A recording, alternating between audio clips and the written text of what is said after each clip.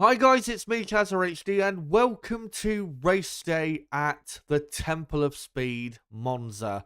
For the last European race of the season, the European part of the season has been incredibly exciting, incredibly competitive, and we have a very tasty grid for you today for the Italian Grand Prix at what is an incredibly hot Monza today. Temperatures over 30 degrees Celsius. We could see a track temperature up to or over 50 degrees Celsius. It is going to be a very hot and furious, I think, Italian Grand Prix. It was incredibly close in qualifying yesterday, as you'll see in a moment when we go through the results of qualifying. Only a couple tenths of a second separated the top six in qualifying. If it's that close in the race, it's going to be one hell of a Grand Prix. And given the two support races, or two of the three support races we've had so far today, in F3, the Formula 3 Championship was decided at the final corner, the Parabolica. Formula 2, you had Gabriele Bortoleto, a driver that I think probably might be on the grid F1 grid next year for Sauber, winning the F2 race from literally last place. Can F1 live up to that craziness? We will see. If it can, then yeah, this is going to be a brilliant, brilliant day. But yeah, we've got a very exciting grid, and I think we will have at least a decent race. Will it be a classic race? We'll have to find out, but it's close enough, the field, especially the top six, and I think, Red Bull will be a lot better today, so I think you can include them in that as well, at least with Max Verstappen.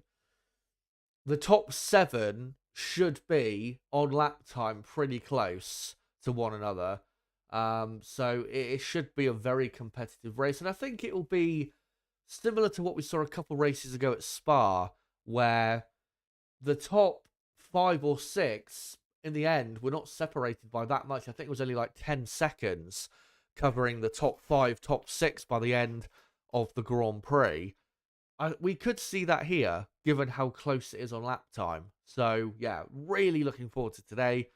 And of course, with a certain Lando Norris on pole position, all eyes on the start of this Italian Grand Prix, because Lando Norris has not yet led a Grand Prix from pole position into turn one. So we will see if Lando can break that record, or whether, once again, he will have a horrible start and lose position. And of course, today, we saw a week ago at Zandvoort, he had quite a bad start, lost position to Verstappen. And I think I said in my podcast, reviewing that Grand Prix, that Lando was lucky that the run down to turn one is, quite short at Zandvoort, because it was that bad of a start. He probably could have lost another position into turn one if it was a bit of a longer run into the first corner.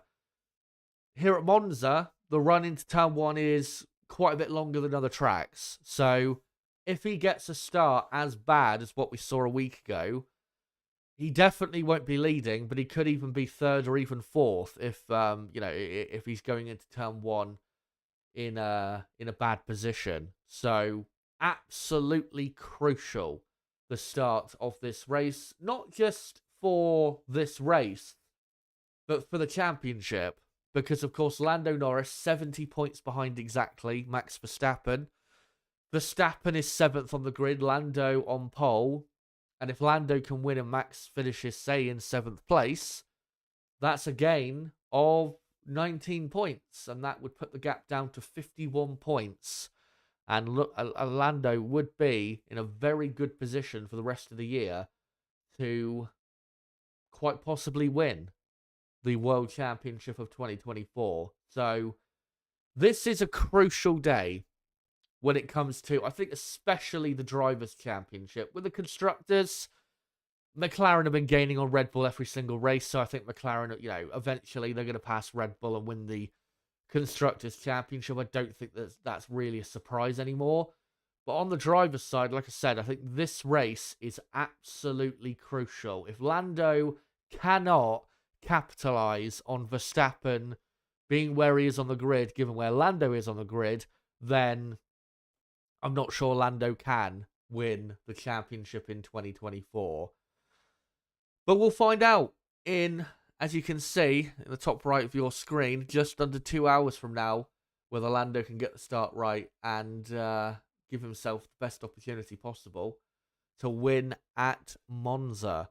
But great to see you guys here, of course. If you joined me yesterday for qualifying, hello to you again. But yeah, first race watch along we've done since the Belgian Grand Prix at Spa, which was about, 5-6 weeks ago? Something like that. Hopefully this race is a bit better than that, which wasn't... it wasn't as good as I was hoping for. It wasn't a bad race, but I think it could have been better, that particular Grand Prix. But yeah, very much looking forward to today. And just to say, my co-commentator, Niblo, should be joining us in about an hour and 20 minutes from now. But just a pre-warning, and this is from Nib, who DM'd me on Twitter about this a few hours ago. It is very windy and stormy where Nib is. Of course, he's in Australia. And he doesn't know if he will have a good enough connection to be on the stream tonight. We will see if, or not tonight, but, today for us. We will see whether his connection will be good enough. When we bring him on stream, that's when we'll find out whether his connection is good enough. But I'm just pre-warning you now that there is, unfortunately, a chance that he might not be able to come on because of, those possible connection issues due to whatever storm is hitting his part of the world right now. So yeah, just a pre-warning about that, and we'll see whether he will be able to join us for this race. And I know he is desperate to join us for this race because, of course, Oscar Piastri in second, in a great position to take his second F1 win. But yeah, hello to all you guys. Hope you're all doing well. Great to see you all, and no matter what time zone you're in and what part of the world you're from, hope you're all having as best a Sunday as possible. Of course, it's now the 1st of September. And yeah, I hope you'll join me today in watching along and, most importantly, enjoying the last European race of the year, the Italian Grand Prix at Monza.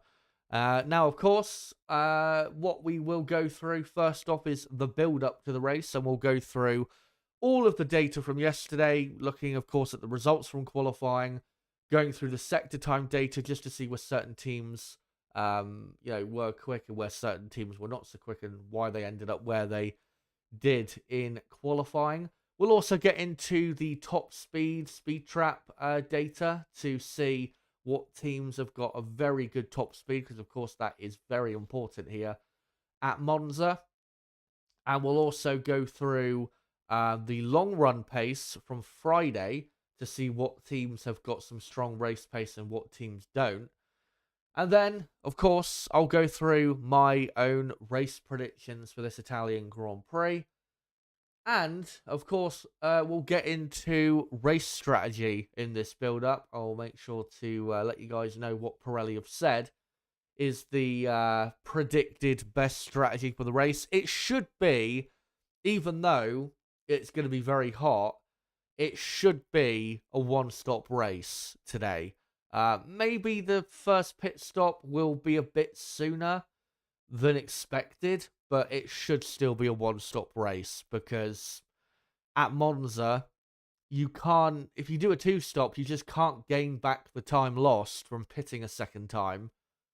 You just can't gain that time back because fresh tyres at Monza don't really have that big of an effect because you need really a lot of corners with fresh tyres to make a big effect, with fresh tyres. But at Monza, 80% of the lap is flat out. So, yeah, it should be a one-stop strategy for the teams today.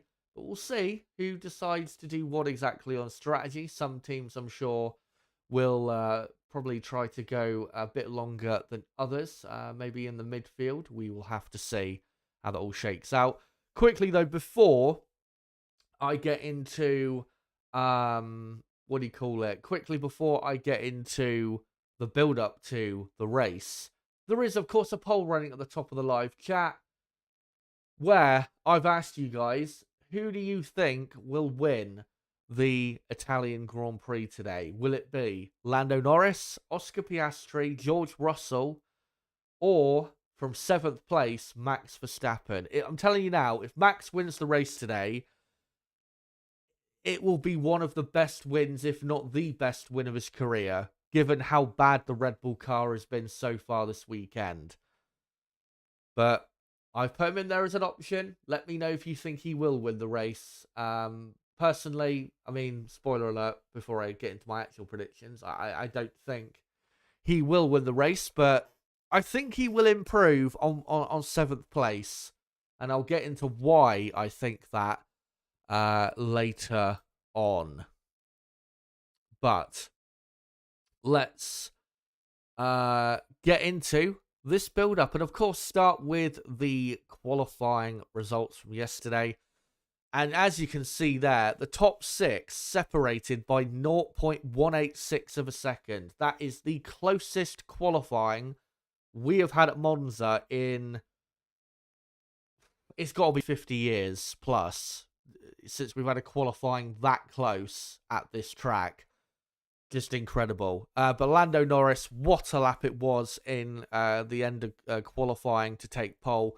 119.327, a tenth of a second clear of Piastri and Russell. See how close Russell was to the front row, just 4 thousandths of a second.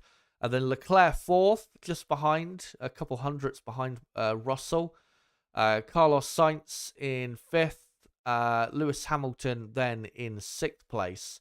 And then a big gap back to Max Verstappen, who just had a horrid qualifying session, really. 7 tenths of a second off the pace.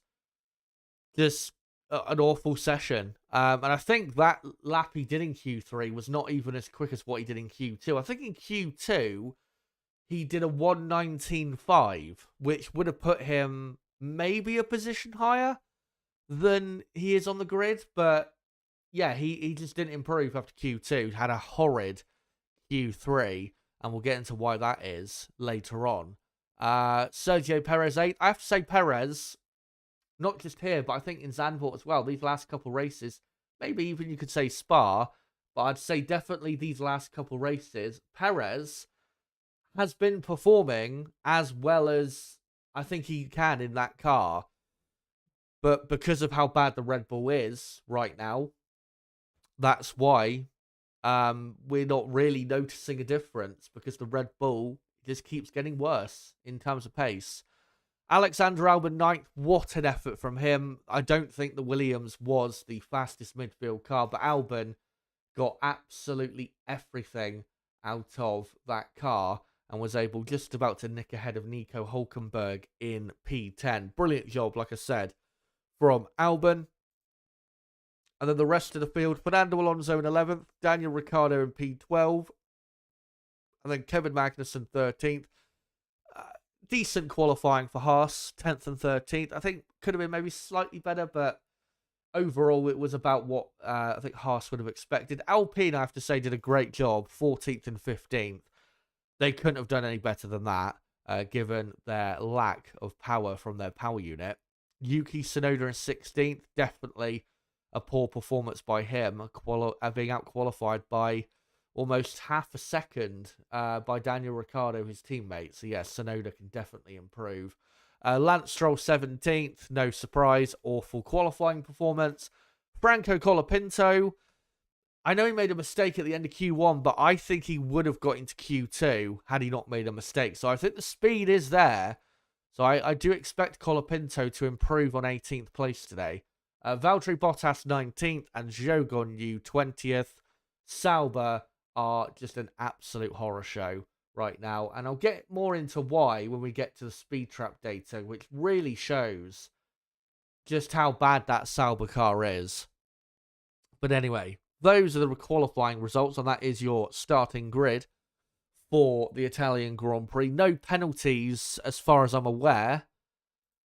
But let's get into the sector time data. So the first sector, the least important sector for qualifying, but one thing this sector does tell us is who is, lapping at a very good speed in the most, I guess, highest speed part of the track. And no surprise, Ferrari very quick in the first sector. Carlos Sainz was consistently very quick in that first sector, nearly a tenth of a second clear of the Mercedes.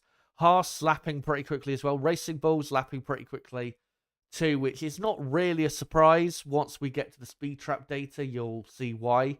Red Bull, I mean, their speed in the first sector is, I guess, better than what we saw on Friday, but still not good enough. But again, when we get to the speed trap data, you'll see why it wasn't quite as good as maybe we were expecting it to be. I know slightly quicker they were than McLaren, who did a decent first sector in qualifying yesterday. Williams did okay. Aston Martin, not great. Alpine, not great, but that's to be expected. And Sauber, quite poor, given they have a Ferrari power unit. The middle sector, though, really showcases, at the minute, the clear difference between the top teams and the midfield teams, and who does have, through the corners, a good car. And McLaren, no surprise, they are top of the timesheets in the middle sector. 3/4 of a tenth clear of Red Bull, and this is the strongest part of the track for Red Bull from qualifying. They were lapping at a pretty good speed in the middle sector, but they just didn't have the speed in the first or the third sector to be a serious threat in qualifying, which again, when we get to speed trap data, you'll see why that was. Mercedes, their pace in the middle sector, I think as good as it really was going to be, and the same for Ferrari. This is the weakest part of the track for the Scuderia. And then a big drop back to Williams. Pretty good middle sector speed, I have to say, from them. Once again showcasing, after their big upgrade at Zandvoort for Williams, that their car clearly has improved. Haas, pretty good speed. Aston Martin, disappointing. Would have expected a bit more pace in the middle sector. Racing Bulls, okay. Alpine, not great. And Sauber, I have no idea why they're that slow in the middle sector. Nearly 4/10 of a second slower than Williams, even, in the middle sector. Never mind how far they are off the top teams. And then the final sector, of course, you've got the Ascari chicane. And then the two straights either side of the Parabolica. And McLaren ending the lap better than they were in practice. That was a bit of an issue in practice, where McLaren were looking good in the middle sector and towards the start of the lap more so, but the final sector, Mercedes were doing very well there. And Mercedes doing well again in the final sector, but McLaren improving enough in the final sector compared to what we saw in earlier in the weekend to be able to take pole position. Ferrari lapping as well as I think they could have in the final sector. Red Bull, though, I mean, Max not even able to be the quickest Red Bull driver in the final sector. And Verstappen had lots of trouble at the Parabolica and has had lots of trouble at the Parabolica, the final corner, all weekend. And that's why Verstappen was so far off in qualifying. So, when Max hooks a lap up and does a fully clean lap, Red Bull are not as far off as they were in qualifying, but they are still a bit off, put it that way. Haas, good speed. Williams as well, good speed. Aston Martin, probably as good as it was going to be from them. Same for Alpine. A bit better from Sauber, and surprisingly, Racing Bulls dropped off in the final sector. Given how good their top speed has been this weekend, I think really they should have been at least a tenth of a second better in this final sector. And if they were in qualifying, Ricciardo probably would have got through to Q3. So that's really what cost Ricciardo the final sector. Or the final sector is what cost him getting through to the third part of qualifying. So there is more pace in that Racing Bulls car than what we saw in qualifying. But overall, if we just go back to the qualifying results, going into qualifying, I thought Mercedes had the slight edge on McLaren and the rest of the field. Turns out it was the other way around. McLaren had the slight edge on Mercedes and the other teams. But I think mostly, in terms of the pecking order we saw, I think mostly I got it correct. McLaren ended up quickest instead of Mercedes, but then it was Mercedes second, Ferrari third, Red Bull fourth. And in the midfield, even though Albon ended up ninth, I don't think the Williams is quicker than the Haas at this track. So I would still say Haas probably best of the rest in fifth, and then probably Williams sixth, Aston Martin maybe seventh, maybe Racing Bulls you could put in seventh. Again, Ricciardo didn't get the best out of his lap in Q2. So, I mean, those two are very close to each other. Then the two slowest teams, no doubt, Alpine and Sauber. But of course, just because McLaren and Mercedes are the two quickest teams in qualifying does not mean that's going to be the case in the race. But let's get into the speed trap data, which of course is important to look at to know what teams to look out for down the very long straights here at Monza. Now, Fernando Alonso ended up top of the speed trap. This speed trap, by the way, the data was collected from the speed trap located at the end of the pit straight, which of course is the highest speed part of the track. So Alonso ended up quickest, but I do think that was because of a slipstream, because Lance Stroll was like middle of the pack with his with the speed he did. So I think Alonso's top speed there a bit skewed. Ricciardo though in the Racing Bulls, that is a genuine good top speed. So Racing Bulls, watch out for them if Ricciardo does get within a second of anyone, because he should be mighty down the straights. Alpine, they've had to cut a lot of downforce off the car to be remotely competitive. If you see a picture of the Alpine rear wing, I think I might have a couple on the pictures that I'm going to be showing on stream. Alpine's rear wing is ridiculously small, and it has to be if they're going to be, not last. Sauber, as I was saying earlier, this speed trap data was going to illustrate just how pathetic their car is. Fourth best in the speed trap, and they ended up 19th and 20th. And they were slowest, not in all the sectors, but they were pretty much, slowest in all the sectors. And they were only quicker than Racing Bulls in the final sector by like a couple hundredths of a second, nothing special. How can you be that quick in a straight line at Monza and be 19th and 20th? How bad is that car in terms of the handling? I just don't see how that's possible. Even, remembering back to like the days where we had Manor on the grid back in 2016, where they had literally a rocket ship in a straight line, with Pascal Wehrlein and what was it, Haryanto Ocon back then. Even though their car had no grip, basically, at Monza, where they had a good top speed, they would be, in the pack and fighting some teams. Sauber, though, despite having a Ferrari power unit and having a good top speed factually, are miles behind everyone at the back of the grid. God forbid, not God forbid, but what do you call it? I don't even want to imagine how slow they're going to be in 3 weeks' time in Singapore, where it's all about downforce. Because if their car is this bad in the corners, then they're going to be like Williams 2019-ish in 3 weeks' time. It's just amazing with me with Sauber. I mean, this year, I think I've said this a couple times, that, they're too good to be like a Williams 2019 type car, but too shit to actually score any points and do anything. What I'm amazed by with this season with Sauber is they put plenty of upgrades on the car, and they've had the most amount of time in the second half of this year to use the wind tunnel and develop their car. And even from the first half of the season, they had almost the most amount of time in the wind tunnel to develop their car. Yet they've not improved at all. They've just got worse. And what this says to me is, when Audi take over in 2026, they have got a lot of work to do in turning this team around in terms of the quality of the team. I know they've hired, Bonotto to be the new technical director of Sauber. Hopefully he does good work for them.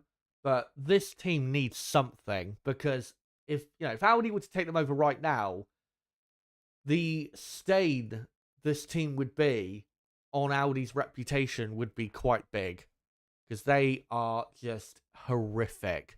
Obviously, the quality of their drivers is not helping, but yeah, it's just an absolutely diabolical car right now. Haas, their top speed's good. Ferrari's is a bit slower maybe than you would have expected, but I think that's because Ferrari just adding a bit more downforce so they can manage their tyres better for the race. McLaren, their top speed, probably as good as it was going to be. 7th best there. Mercedes, slightly slower down the pit straight compared to McLaren. Mercedes normally are a kilometre, maybe 2 kilometres an hour quicker than McLaren. So I'm thinking maybe Mercedes have bolted on a bit of extra downforce to maybe help their race pace. And their race pace, as we'll get onto in a moment, does look very good. So maybe that's what they're doing there.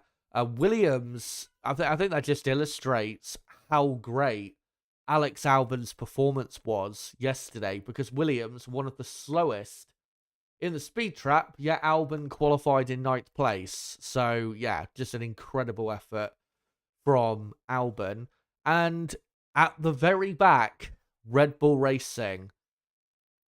And, 3 kilometers an hour slower than Ferrari. Not a gigantic difference, but still big enough to be significant. And compared to Racing Bulls, their sister team, 6 kilometers an hour slower down the straights. Now, pretty clearly, Red Bull have put some extra downforce on to help the handling of their car.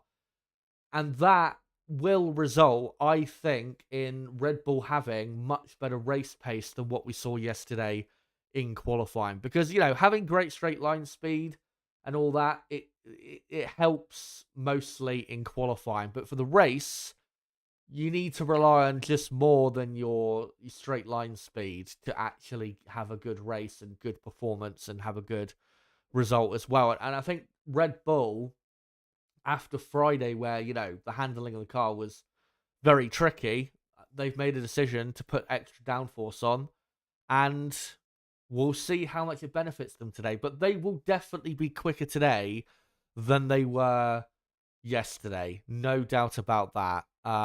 If they end up being even slower, then, Red Bull are fucked, really, for the rest of the season. But, like I said, I am expecting a better performance from Red Bull, given they've got definitely, surely, a bit more downforce on their car, a bit more wing on their car than the other teams. So we'll see, of course, how they get on with that. But now, let's go on to the long run pace from Friday. Now, I do have to say, of course, today is very hot at Monza. I think it's, 33, 34 degrees Celsius, something like that. It wasn't as hot on Friday.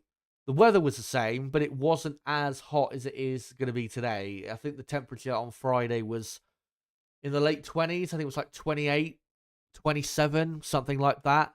So, that type of temperature change, as we've seen in Formula One, it can make a difference, absolutely, to the performance of certain cars.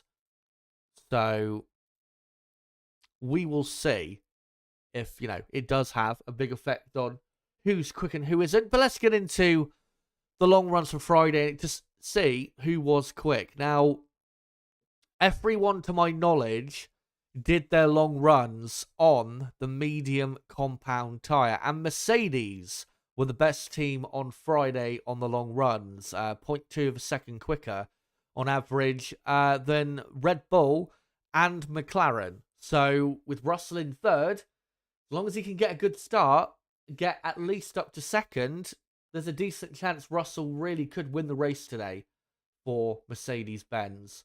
We'll see if he can carry that speed through to today. Red Bull, as you can see, a lot better race pace than qualifying pace, which we saw from Friday. McLaren, their race pace will still be good, still be strong, but will it be as strong as what we saw yesterday? I think we'll have to find out in the race today. Ferrari were lapping quite far off, I have to say, in their long runs on Friday. 0.7 of a second per lap slower than Mercedes, but I don't think it will be that bad today. I think they'll be a bit closer than that, but still, I think slower overall than Mercedes, Red Bull, McLaren over the course of the race, unfortunately. Going to have to rely on the drivers of Ferrari if they're going to end up on the podium. Sauber, surprisingly, had very good race pace on Friday. Not sure if they've got any of that still remaining in the car, but if they have, then, let's try and see it today.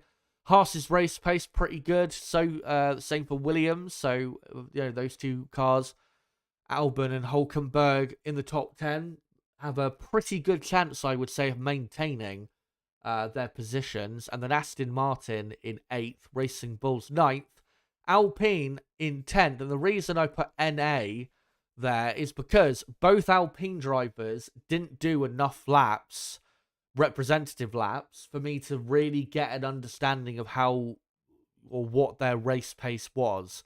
Gasly did like 3 laps and Ocon, I think, did 2, maybe even 1 lap, if I remember correctly. So, you can't tell from that, what Alpine's pace is. So maybe it will be around Aston Martin's Racing Bulls, but I would be very surprised if they were lapping at the same speed as Haas. That would be quite incredible. But watch out for Mercedes. I know they didn't get pole yesterday, which I thought they were going to. Remember, they were only a 10th of a second away. George Russell this season has been one of the best drivers on the grid. And as long as he gets a good start, I think Russell absolutely has got a good chance to win today. But remember, it is going to be incredibly close in the race. Very fine margins are going to decide this Italian Grand Prix. And in terms of what I predict for this race, let's get into my predictions for the Italian Grand Prix. And Oscar Piastri, I think, will take his second win of 2024, just ahead of George Russell in second, with Lando Norris in third. Max Verstappen, I think, will come through to finish in fourth and be, on performance, maybe at times the quickest out there when he does get clean air. But because he's starting in seventh, I think he'll be a bit too far back to get onto the podium, unfortunately. Leclerc, then I think, will finish in 5th, ahead of Lewis Hamilton 6th, Carlos Sainz in 7th, Perez 8th, Albon 9th, and Nico Hulkenberg in 10th. And let me explain why I think Piastri will win the race. It is because I don't believe Lando Norris will be leading the race into turn 1. I think Norris, once again, will get a poor start and will lose position to Piastri and Russell as well. And then I think Piastri, once he's into the lead, I think he will be able to build a couple second buffer to Russell. And then really the main fight I think we're going to have in the race is, McLaren versus the Mercedes of Russell for the win, but especially towards the second half of the race, I think the main fight will be Russell versus Norris for second place. But given the data we've looked at, I've gone for Piastri to win, but it could easily be Russell that wins or Norris. I think, honestly, any of the top 3 have a properly good chance of winning today. And that's exactly what we want. What I don't want to see today is, McLaren easily leading the pack down to turn one, and then McLaren, finishing 1-2 and finishing like half a minute clear of the rest of the field. I mean, I don't mind McLaren winning, but I just want there to be an actual battle and proper fight for the win between, two different drivers, two different teams, whatever. So, yeah, that's what I'm looking for in the race today, and I think we will get it. But yeah, Piastri, I think, will take the win with Russell second, Norris third, Verstappen fourth, and then the rest of the field you can see there. But let me go back to this screen and get on the screen the countdown for you guys. As we have got an hour and 24 minutes to go until lights out at Monza. And we have a couple more things to get into. And one of those is the predicted race strategy for this Italian Grand Prix, which Pirelli would have announced a couple hours ago. I'm just gonna get it up on my end on Twitter or X to read that out to you guys. And as well, make sure to keep your comments coming in the chat. I will get to them in a moment. And if you haven't already, smash that like button. Of course, does help the channel. Smashing the like button. But, what do you call it? Yeah. Let me go through what Pirelli have said is the quickest strategy for the race today. Remember, the 3 tyre compounds we have this weekend are the 3 softest that Pirelli have in the range. The C5, C4, and C3 compounds. And according to Pirelli, the quickest strategy today is to start on the medium compound tyre, pit between lap 19 and 25, and then go on to the hard tyre to finish the race. But the slower strategy, by I think a few seconds, is to do a 2-stopper, which would be start on the medium, pit between lap 11 and 16, go on to the hard tyres, and then pit again between lap 30 and 36 to finish the race on another set of hard tyres. But like I said, 2-stop strategies don't work at Monza. I don't think they ever have. Because again, you can't, on fresh tyres, you can't gain the time back you've lost because there isn't enough corners to be able to do it. So that's why the one-stop strategy is king at Monza. And for the race today, I think, that pit stop phase, the only pit stop phase we should see in the race today, it's going to be crucial because if the top 5-6 cars on the grid, or let's say top 7 cars with Verstappen obviously in 7th, if the top 7 cars are separated only by 10 seconds, when you pit, and obviously how long your pit stop is and all of that, whether you come out in traffic or not, it is going to be absolutely crucial to your race result. Kind of like how back in the day when we had refueling, when, we had certain years or races where we had, a close fight between 3 or 4 teams. And back then, it mattered a lot in terms of when you pitted, when you, how much longer you went into the race or how much better off you were, from the whole pit stop phase. It really made or broke certain drivers and teams' races. And I think that's what we're going to see today. I think with McLaren, their tyre management should be fine. McLaren, I would say at the moment, have probably got the best tyre wear on the grid. They don't wear their tyres out really that much. And in fact, McLaren, in the second half of a stint, actually, compared to their rivals, end up getting faster because McLaren, just don't wear the tyres out that much over the course of a stint, even in hot conditions. When we saw that in Hungary in the heat there, McLaren didn't really have any major tyre wear to report in that Grand Prix. So McLaren, I think if they are in the lead, I think they'll just pit when the others do and react to when the others do. To make sure they have, one lap fresher tires and to make sure they maintain the lead. For Mercedes, we know Mercedes have got good tire wear. They have for the last couple years. They can go, a bit longer into the race. With Russell, though, it depends on where Russell is as to when he pits. If Russell is in second place, say by lap 20, and is a second or so behind the leader, then of course Mercedes are going to go for an undercut, like we saw with Lewis Hamilton back in Hungary, which worked out really well. And, if that situation arises, I think we'll see Mercedes go for that again. But, say with Lewis Hamilton, who's starting in 6th, Hamilton is quicker than where he is starting from. He should have been Hamilton in 4th place, but had another just terrible end of Q3, which he's had too many times this season.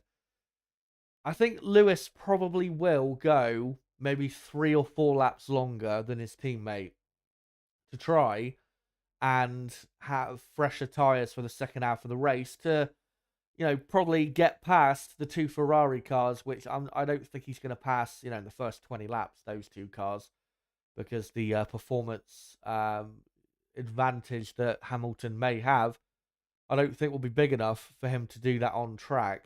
So, yeah, I can see Hamilton maybe going a few laps longer. Verstappen, though, in the Red Bull, it's going to be very interesting to see what they do. If they have put on more wing to have better handling and, manage the tyres better, that's great.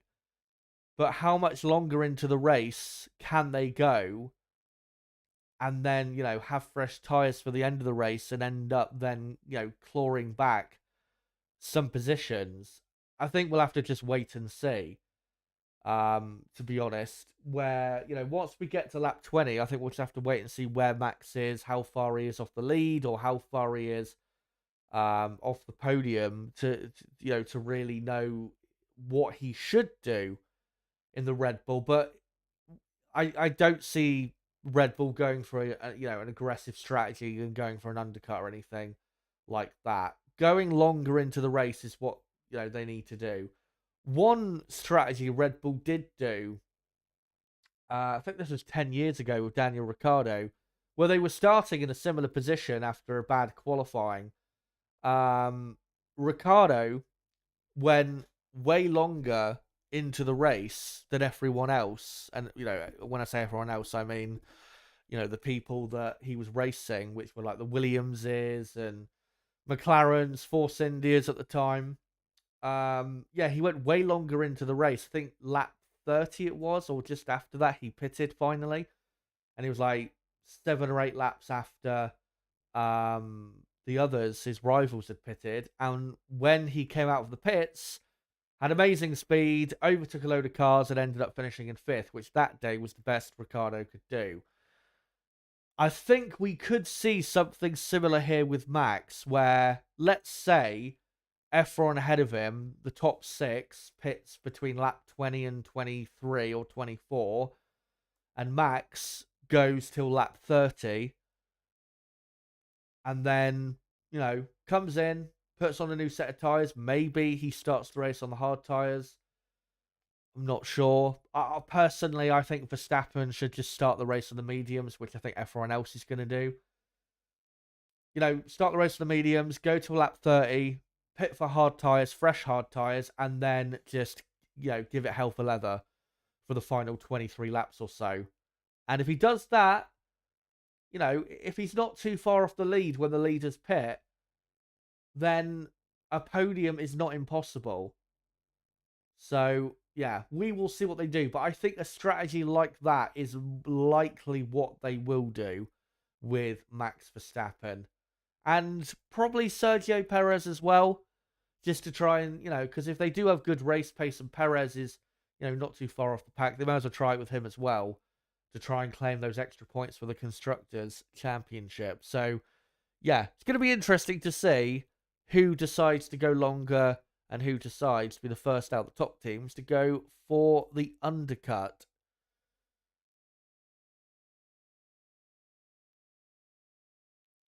Right, let me find some, what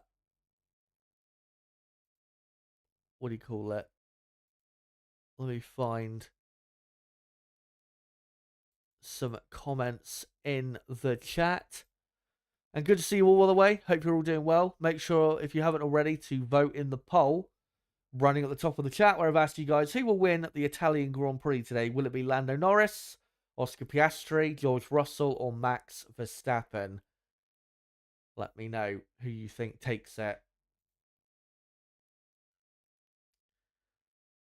As hello to everyone. I can see Brad on there saying hello from earlier.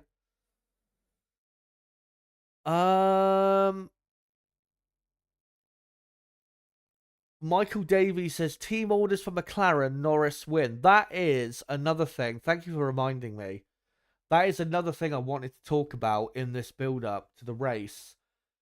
Because if Lando does do what he's done every time he started on pole and loses the lead into turn one, if Lando holds on to second and then is right behind Piastri for the whole race, what do McLaren do if Verstappen is, fifth, sixth, seventh, or, just in general behind Lando in the race? I mean, I don't want to see it happen, but I think we could see team orders today. I really think we could. And I mean, it depends on what the situation is at the time. Like I said, if Max is down in fifth and sixth place and Oscar is, in the lead and it's got Lando, 8, 9 tenths of a second behind him, I think you could probably make a good case that Lando, should be let through to win the race, given how, at this point, McLaren clearly have the better car than Red Bull, at least in, qualifying trim. In the race, sometimes it can ebb and flow and, and that, but McLaren, in most aspects, they've got the better car than Red Bull. So, again, if that situation arises where Max is fifth or lower and Oscar's in the lead just ahead of Lando, I think, like I said, I think you can make a good case that McLaren should tell Oscar to move out the way for Lando, but it's going to absolutely suck if that does happen. But given how quick that McLaren car is, it might end up being the team order decision that allows Lando Norris to win the championship. So it's a catch-22 for McLaren, because of course if they do that decision, they are going to get unbelievable amount of heat from the media, the competitors, the fans. But in terms of trying to help Lando win the championship, it probably will be the right decision, but it definitely won't be popular. Brabham saying, I want Oscar, but probably Lando. Piastri will probably get team orders. It's something that I think absolutely could crop up today. But if Piastri is going to get into the lead, and if Lando does have a bad start, the best thing for McLaren is that Lando falls behind Russell or someone. Because then they have, good reason or, good excuse to, to not let Lando past. But yeah, could get sticky in the race. KH says hopefully Albon can get a top 10 finish. Absolutely. Would have had a top 10 finish last week at Zandvoort, I think, if it wasn't for the disqualification from qualifying. But the disqualification was what it was. It was deserved. Williams, broke the rules, but Yeah, this new Williams car is a lot better than the one we saw before the summer break. So Williams, I think, are going to be a team to look out for the rest of this year. Ninth in the championship. I think if they can keep this performance up, I think there's a chance they can beat Alpine in the championship to eighth, which I think would be a good season for Williams, given again, financially still, one of the weaker teams. Obviously, resource wise, they're still trying to get themselves up to the level of the others. Ken Wallace says, "Oh, poor Red Bull makes me smile." Ken Wallace says, "Norris will win easily. McLaren are the team to beat. Simple as. Red Bull are done." I will say, if Lando does break this record of not holding on to the lead from pole, if he does lead into turn one, I think Lando wins the race pretty comfortably. Especially if Oscar ends up second on lap one as well. I think McLaren maybe don't finish 1-2, but I think definitely win the race if they are 1-2 by the end of the first lap, because I think McLaren are, just a bit too quick to be beaten from a first and second place position. Nicholas says, "What about Charles? What does he have to do to win today?" I don't think he can win today. I mean, what does he have to do? He has to perform a miracle. That's what he has to do. If he can perform at the level he did at Zandvoort, then I think a podium might be possible. But for him to win the race, like I said, he's going to have to perform a miracle. It would be the best win of his career, I think, if he won today. And it would be a way better win than the 2019 race. I know the 2019 race is very famous because obviously it was a very difficult race. Leclerc having to hold off the two Mercedes cars, immense pressure and all of that. But he had the one of the best cars that day. Today, I think Ferrari and clear air probably have the fourth best car. So if he can win the race today and pass Russell, Piastri, Norris, then yeah, I think that would be Leclerc's finest hour.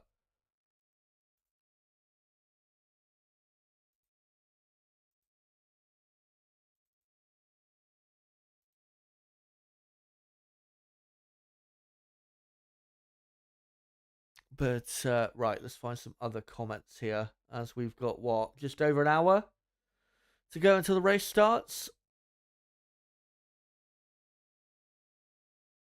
And actually, before I go on to do any more comments, I did announce yesterday what my plan was for the next two Grand Prix. Of course, we've got, now we're in September. We've got two more race weekends in September.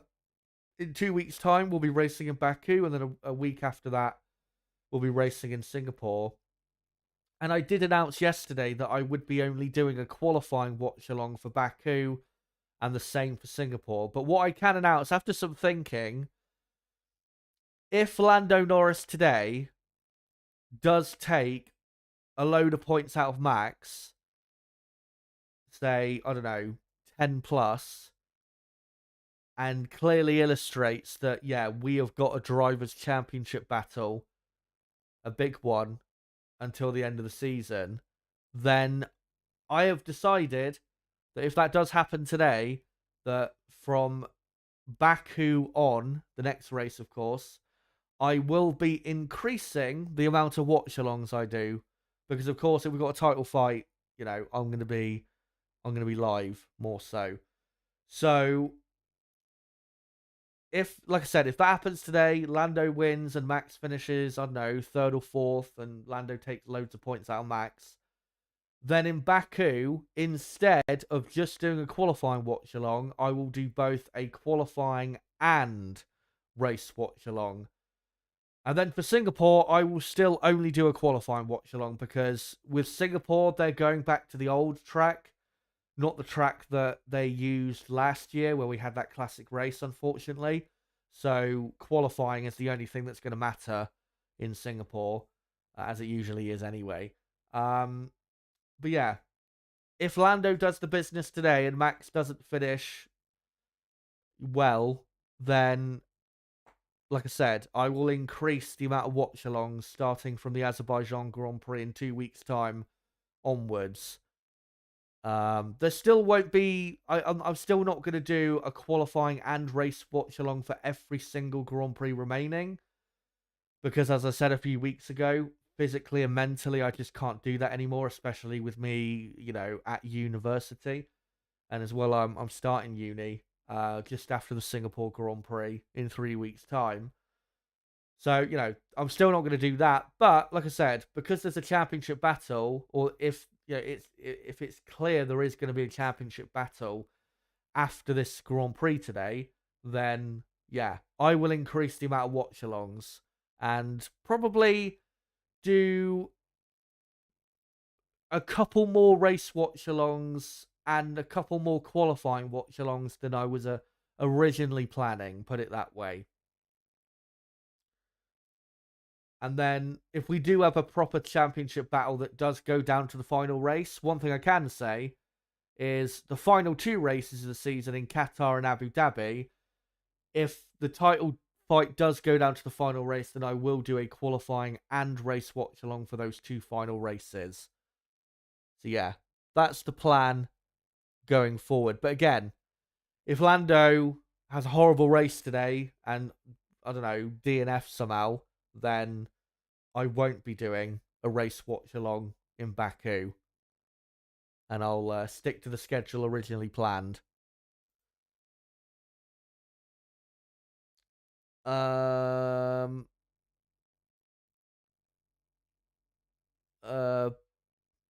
Joe Pepsi. Nice name. Says, hi Chaz, do you think Red Bull were using the asymmetric braking device and were told to remove it if it resulting in them dropping off having their upgrades? Or have their upgrades just failed? As Nib said in just below, the FIA said that nobody was using the asymmetric braking.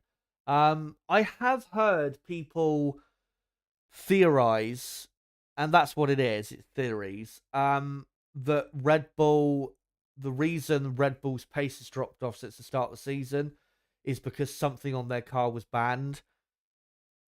Firstly, there is no evidence for that. It is completely pie in the sky bullshit, that story. And I don't believe at all that that's what has happened. I think if you follow the development race close enough, it's clear to see what's happened. In Miami, McLaren brought an upgrade, a big upgrade, which gave them, I'd probably say, an extra half a second a lap. Or maybe not half a second, maybe 4/10 of a second, but around half a second a lap.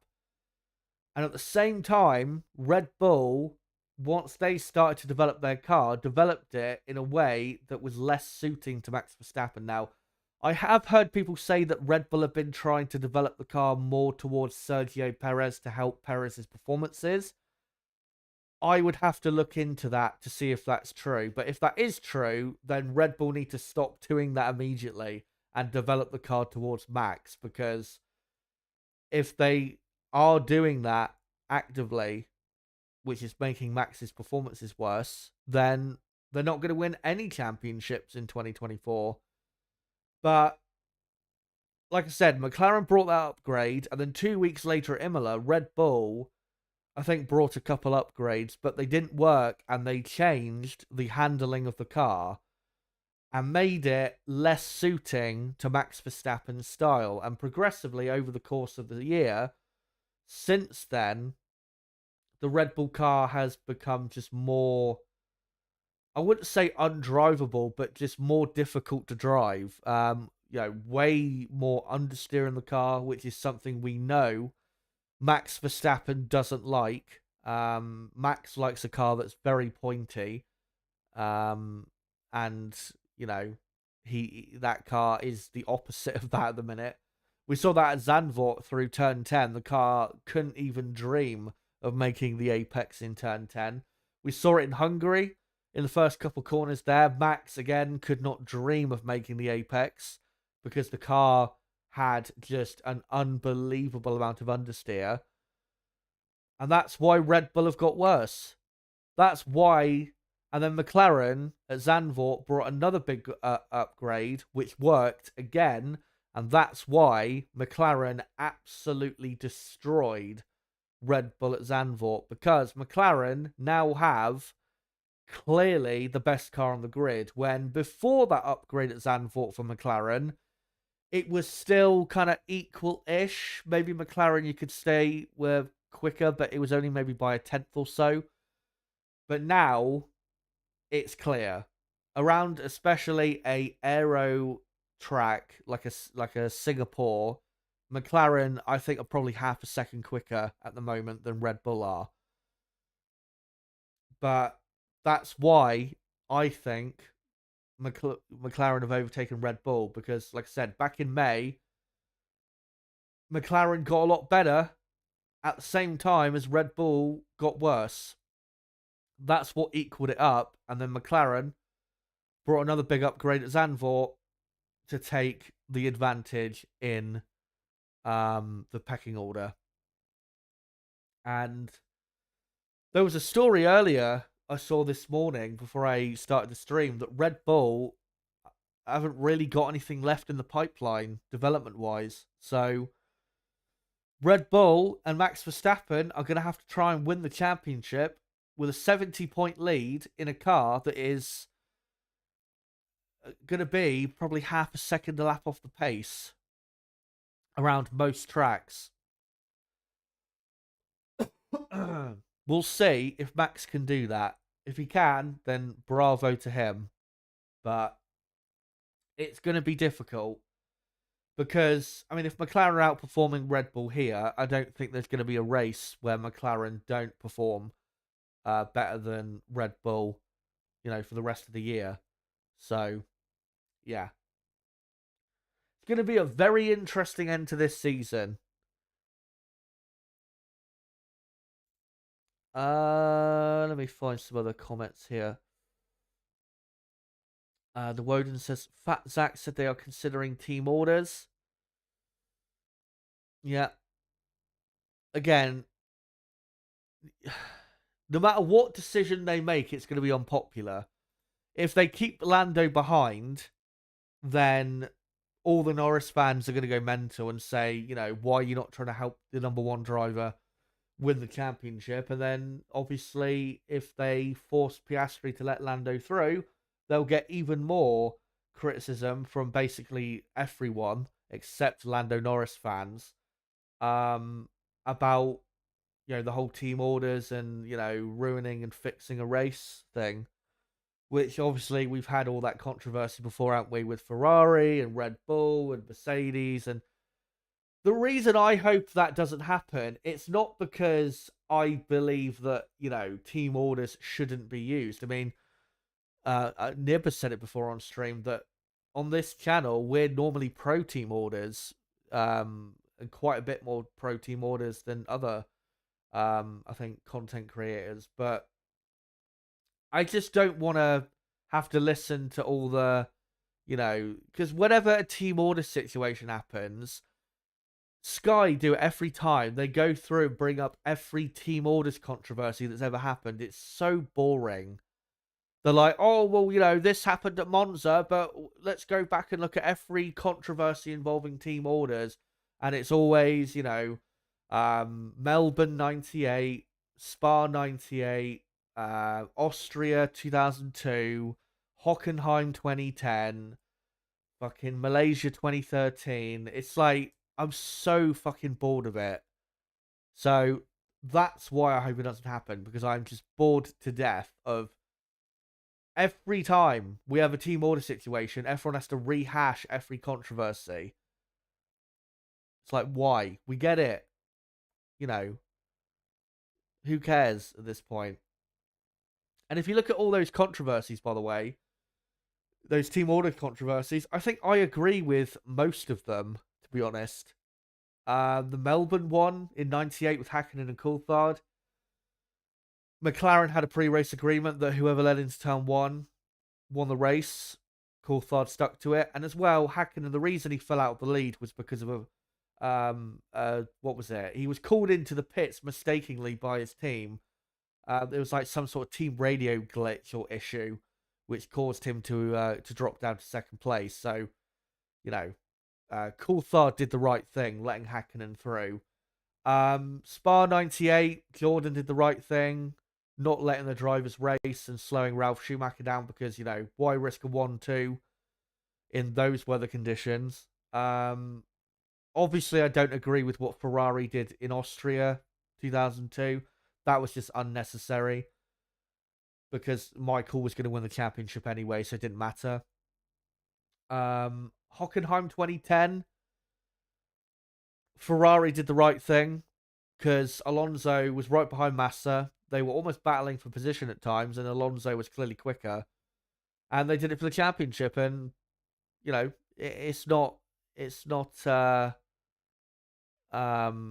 gave them a better chance at winning the championship. Obviously, they didn't end up winning it in the end, but that was because of what happened at that final Grand Prix. Obviously, Malaysia 2013, Vettel should have followed the team orders, but he didn't. And what happened. And we've had other ones as well. Bottas Hamilton in Russia a few years ago, where Bottas let Hamilton through. Again, right decision, because Hamilton was in the lead of the championship, but it was only by 30 points, so they needed to do it to secure the drivers' championship. So, yeah, that's why, as Nib has said before, we're normally pro team orders, because in most cases it's the right decision. It's just not popular amongst the fans and the media, because the media and the fans want to see a race and they want to see battles and contact and all that stuff. But for the team, normally team orders, most of the time it is the best decision. Hello, by the way, to Super Kev.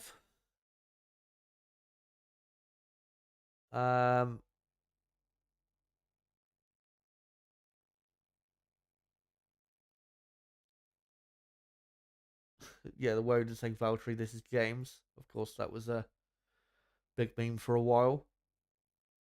But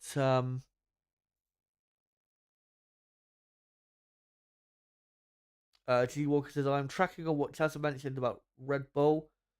Basically, has to show today, and if McLaren wins, I think that's it for Red Bull. I'll be honest, at this point, if Lando does win today and Max finishes where he's starting, gap goes down to 51 points, may even go down to 50 points if Lando gets the fastest lap. If Lando and McLaren are beating Red Bull that well here, how are Red Bull going to stop them winning the championship? Because if McLaren are faster here, where are Red Bull going to be even competitive with McLaren for the rest of the year? So that's what I mean. Today is a critical day in the Drivers' Championship battle. If Lando bottles it and McLaren bottle it, and Lando ends up finishing behind Max somehow, or, Lando DNFs or whatever, then, I think Max at that point should get the job done. But, like I said, if Lando wins and Max ends up 5th or lower, then game absolutely on.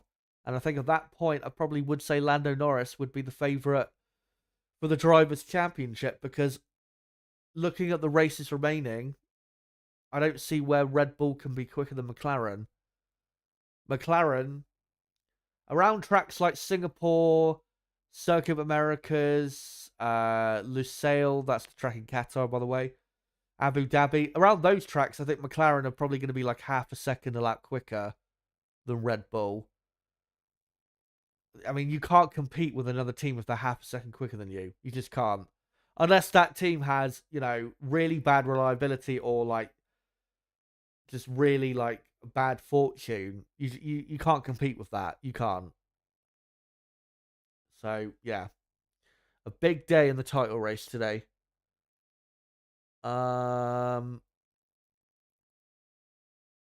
Bottle job obviously says fair enough, Chelsea. Yeah, I'd probably lean towards what you're saying. To be honest, the car clearly isn't working towards Max's liking and not suiting his driving style. Whilst McLaren or whatever McLaren do just works.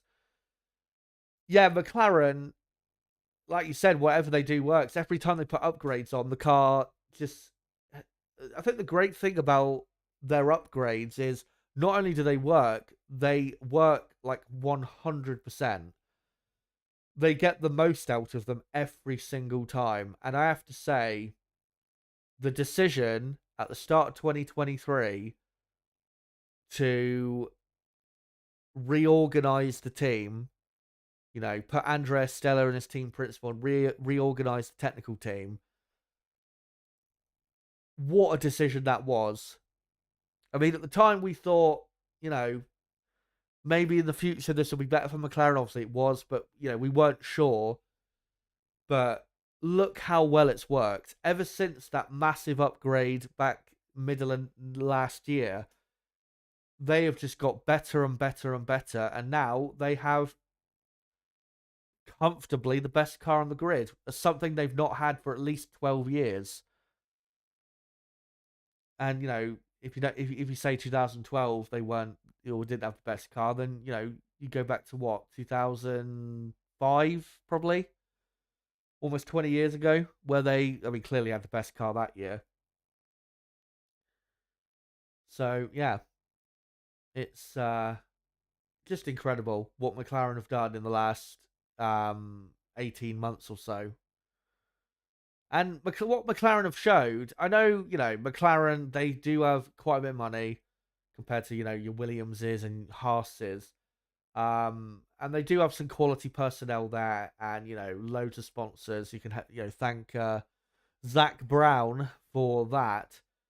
What McLaren have showed is that this system we have in Formula One of, the cost cap, but also the restriction on development and the system where, the lower down in the championship you are, the more time in the wind tunnel you get to develop. McLaren have showed that with the right personnel, you can go from the midfield to the front. Because McLaren, before that massive upgrade in the middle of last year, they were what, the 7th, 8th best team on the grid? And then suddenly, just like that, a couple races later, they had, they were qualifying 2nd and 3rd at Silverstone, I remember. So, if you're looking at Aston Martin, for example, who there is, by the way, been some, I wouldn't say news, but a lot of rumours this morning that Adrian Newey has made his decision as to where he's going, and we think it's Aston Martin. With Aston Martin, if they can just work out why their upgrades don't work and, why the data in the wind tunnel doesn't translate to the track, if they can fix that issue and get the personnel right, there's no reason why Aston Martin in a couple years can't be in McLaren's position. I know, of course, in 2026 we're going to have completely new regulations, but as long as the power unit Aston Martin will have, which is going to be the Honda, as long as it's good enough, there's no reason, like I said, that Aston Martin can't do what McLaren have done. Because McLaren, 18 months ago, were one of the slowest cars on the grid. Now they're by far the best. So, it's possible. It is absolutely possible. Like I said, you just need the right personnel and to be able to, to translate the data from the wind tunnel to the track well.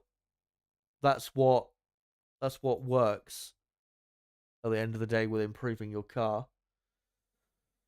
Will F1 says Norris will continue to bottle wins and podiums. It's way too early to say Norris has any realistic chance. Norris is a 2-time race winner, for fuck's sake. The reason I'm saying what I'm saying is because of the pace of the car. Because those race wins he bottled, which we'll agree, Silverstone, Hungary, and that, yeah, Lando bottled those wins. McLaren weren't this far clear of the rest of the field like they are now. With the car they've got now, Lando, he'll have to go really out of his way to bottle races for the rest of this season, given how quick McLaren are going forward for the rest of the season. So it's not the same situation as it was pre-summer break. Because even though McLaren probably had the best car, it was only by maybe a couple tenths of a second. Now, we're talking half a second. So, that could make the difference between Lando not putting himself in situations where he, crumbles under pressure. So that's why I'm saying I think Lando, if he can win today and Max doesn't finish well, Lando is going to have a really strong chance at winning the championship. And just because he's won 2 races, I mean, that doesn't matter at the end of the day. I mean, Lewis Hamilton, I know it was his debut season, but I mean, he only had, 5, 6 wins to his name in his debut year. And still, almost won the championship. And, another good example of not having that many race wins to your name, but fighting for the championship is Kimi Räikkönen. Kimi, at the end of 2003, he lost the championship by 1 point, and he only had still 1 race win to his name. And even by the end of 2004, he only had 2 race wins to his name. It wasn't until 2005 where Räikkönen started to pick up the wins, on a regular basis. So the amount of wins that Norris has to his name is irrelevant, really. It's all about, for the rest of the season, whether Lando can maximize the result he should be getting. And if he can, 95% of the time, I think Lando probably wins the championship.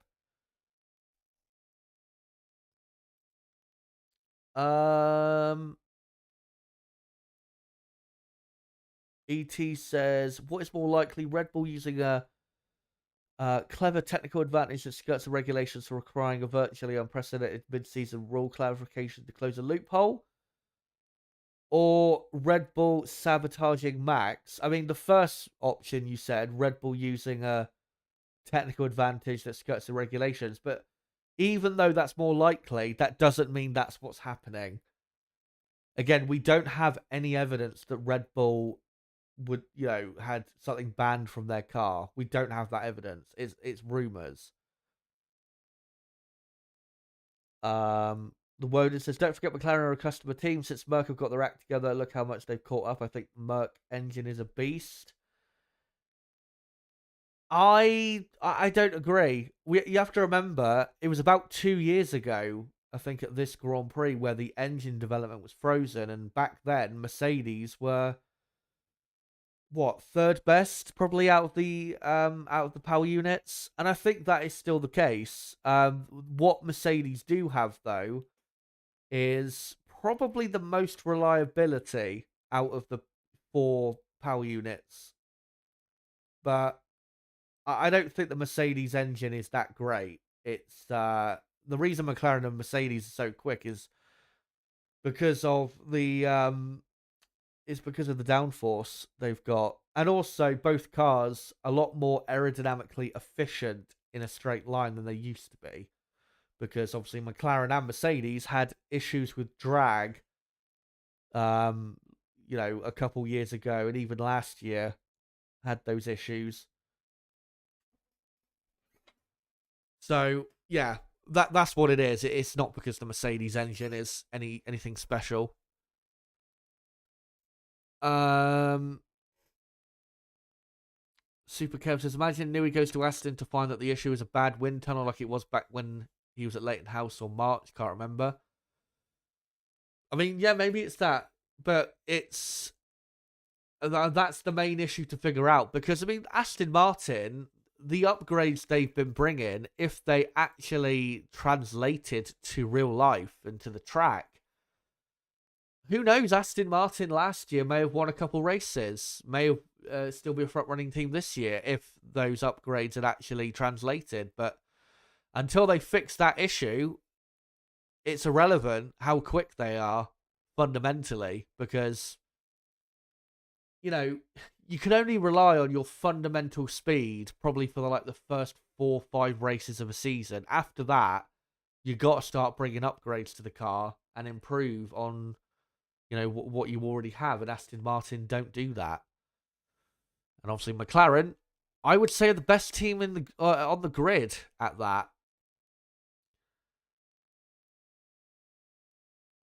The Woden says, didn't Keke Rosberg win a title without a single win? He did win a race. It was only one race win, though, which I think was at the last or second to last race.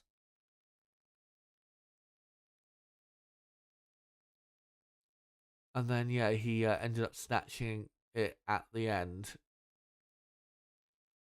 But I've just been sent something regarding Red Bull. And it's a story from, I think, earlier in the season, where it says, speaking exclusively to Autosport, Red Bull technical director, I'm not going to pronounce his name because I can't, suggests further upgrades to the 2024 car will be aimed at adding performance in a way that both drivers can make use of it, which was part of the idea behind his Hungary update package 2. So, of course, this story would have come out probably 6 weeks ago. And then it goes on to say, when asked if Perez struggles more than Verstappen whenever Red Bull's cars become more difficult to operate, he replied, quote, one part of the explanation can be that is correct. So, there you go. Oh, it was 3 weeks ago, not 6 weeks ago. So, yeah, there you go.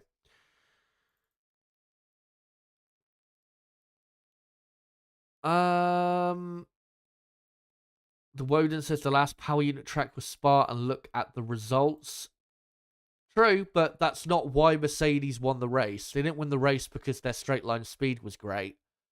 It was decent. Like I said, their car at the minute is aerodynamically efficient at high speed, but they didn't win the race because of straight line speed. They won the race because they had the quickest car. And it was more so because of the handling than it was the top speed. Their top speed was good enough, but it wasn't the best. I'd say probably Ferrari had the best top speed that weekend, but Mercedes clearly had superior grip, and that's why Hamilton overtook Leclerc early on. And then, on track ended up as a 1-2, but Hamilton obviously won in the end because of the disqualification for Russell.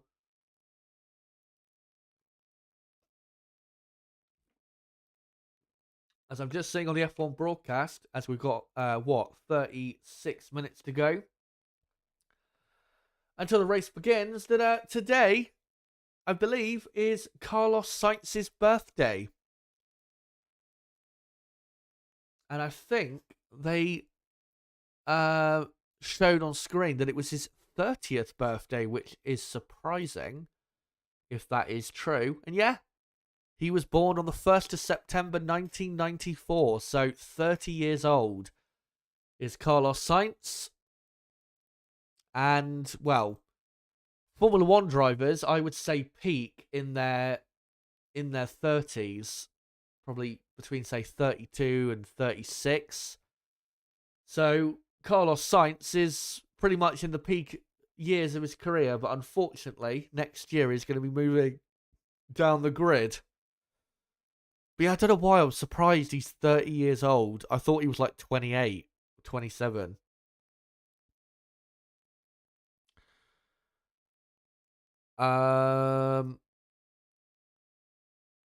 Looney Classic says, if Charles was in the McLaren, I'd be more confident, but I still trust Lando to do well. If Leclerc was in the McLaren, I think Leclerc would be closer to Max in the championship. I mean, Leclerc, he has his moments, but I think Leclerc is better than Lando Norris overall as a driver.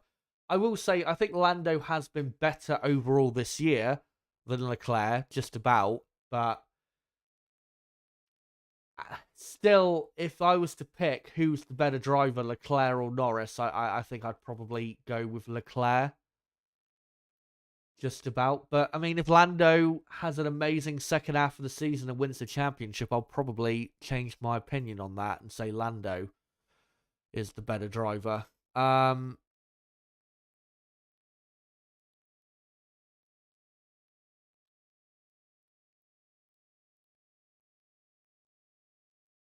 Let's scroll up and find some more comments if I can.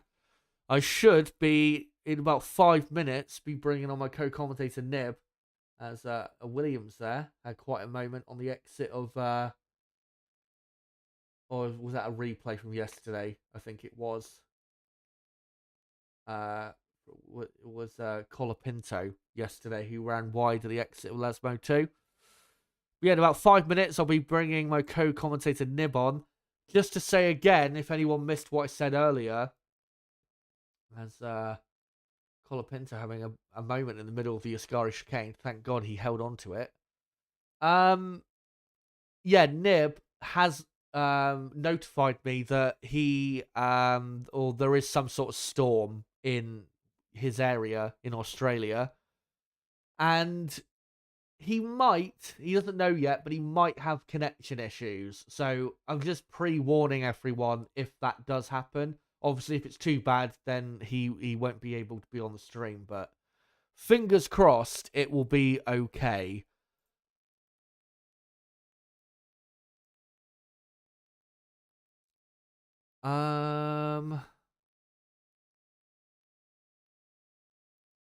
Astro says Sainz should have replaced Hamilton at Mercedes in a direct swap, I reckon.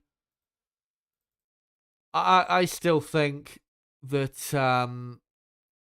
I still think that hiring Antonelli's the better option, because, you know, if Antonelli proves himself straight away, which I think he will, then what do you call it? Then, you know, they've got the driver for the future alongside either another top driver in Russell or Verstappen, if, you know, Verstappen does eventually go there. Imagine, though, if Antonelli next year proves to be as good as we're all hoping, and proves to be, you know, a generational driver. Imagine if Max Verstappen goes to Mercedes. That would be, talent-wise, arguably the most talented driver lineup of all time. Max Verstappen and Kimi Antonelli. And if they have the best car, then oh my. Oh my.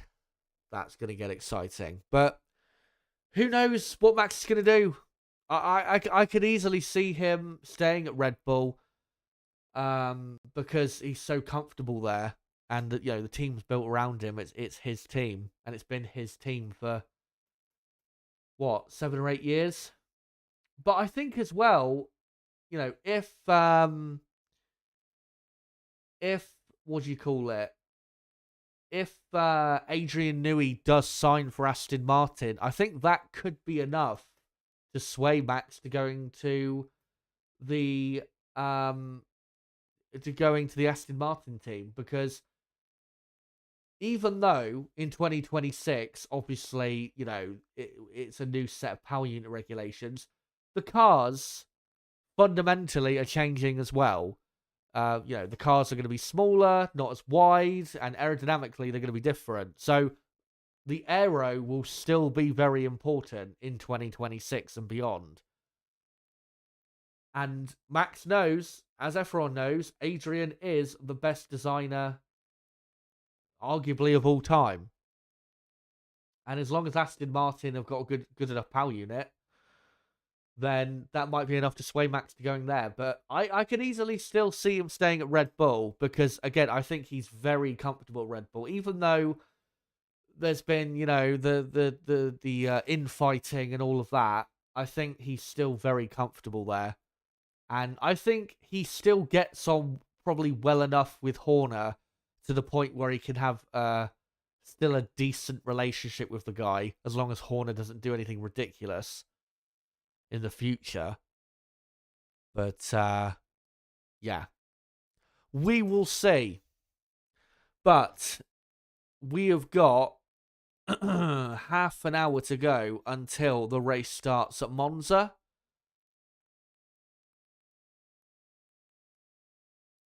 And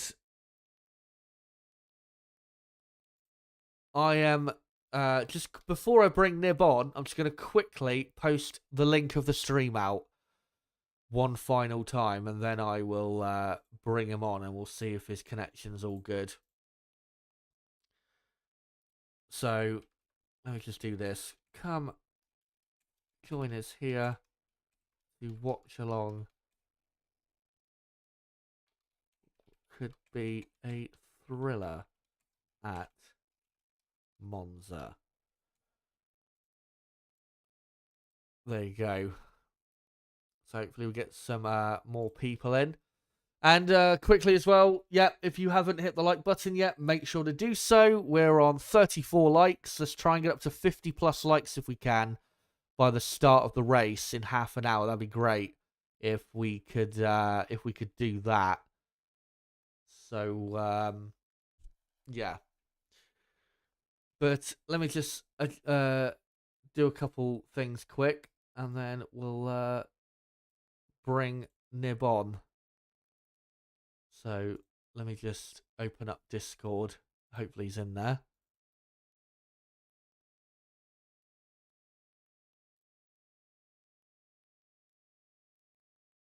Right, hello. Hello. Yeah, there you are. Okay, everything seems good. Yeah. The wind has significantly picked up in the last 20 minutes. Right. So hopefully we're able to hold on. Yeah. Well, how are you anyway, despite that? I'm doing good. What about yourself? I'm good. I'm really looking forward to this race, especially after yesterday. Yeah, especially the start, as you know, with Lando on pole, it could be a real fun start to the race. Yeah, after what you saw yesterday, of what was it, McLaren and Mercedes and that. What's your thoughts going into the race? Especially, I mean, we'll start with, the start of the race, which of course is very important here at Monza, but especially given Lando's record of not holding the lead into turn one, do you think it's going to happen again? And if so, do you think it will cost him the race this time? Well, it has to change eventually, right? Yeah, Um, you'd hope. it's going to be a matter of time. Um, Now, obviously, from my point of view, I hope it's not today. And Piastri can take the lead. But yeah, I mean, we sort of spoke about it privately on Friday, where I certainly thought that even though McLaren didn't think they'd be like the quickest here, that they'd still be the fastest, just because they have such a good overall package that they're able to adjust.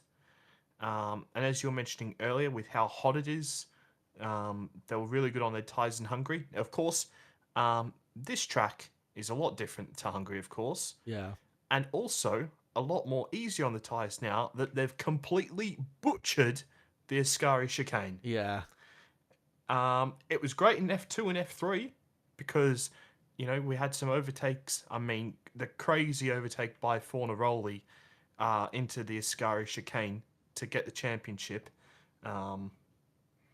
That was crazy.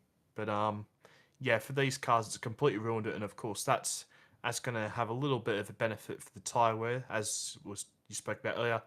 One stop, but yeah, I mean, I still expect McLaren and Mercedes to be the fastest today. I mean, Leclerc, of course, had a little issue with his car yesterday, um, in Q3. Where his car just wasn't very good in the slow speed. They didn't say exactly what the issue was, but um, he was hampered by a little issue. So, as usual, I'd expect Leclerc to be putting some pressure on. But if if the McLaren stay 1-2, you'd expect them to just zoom off into the lead.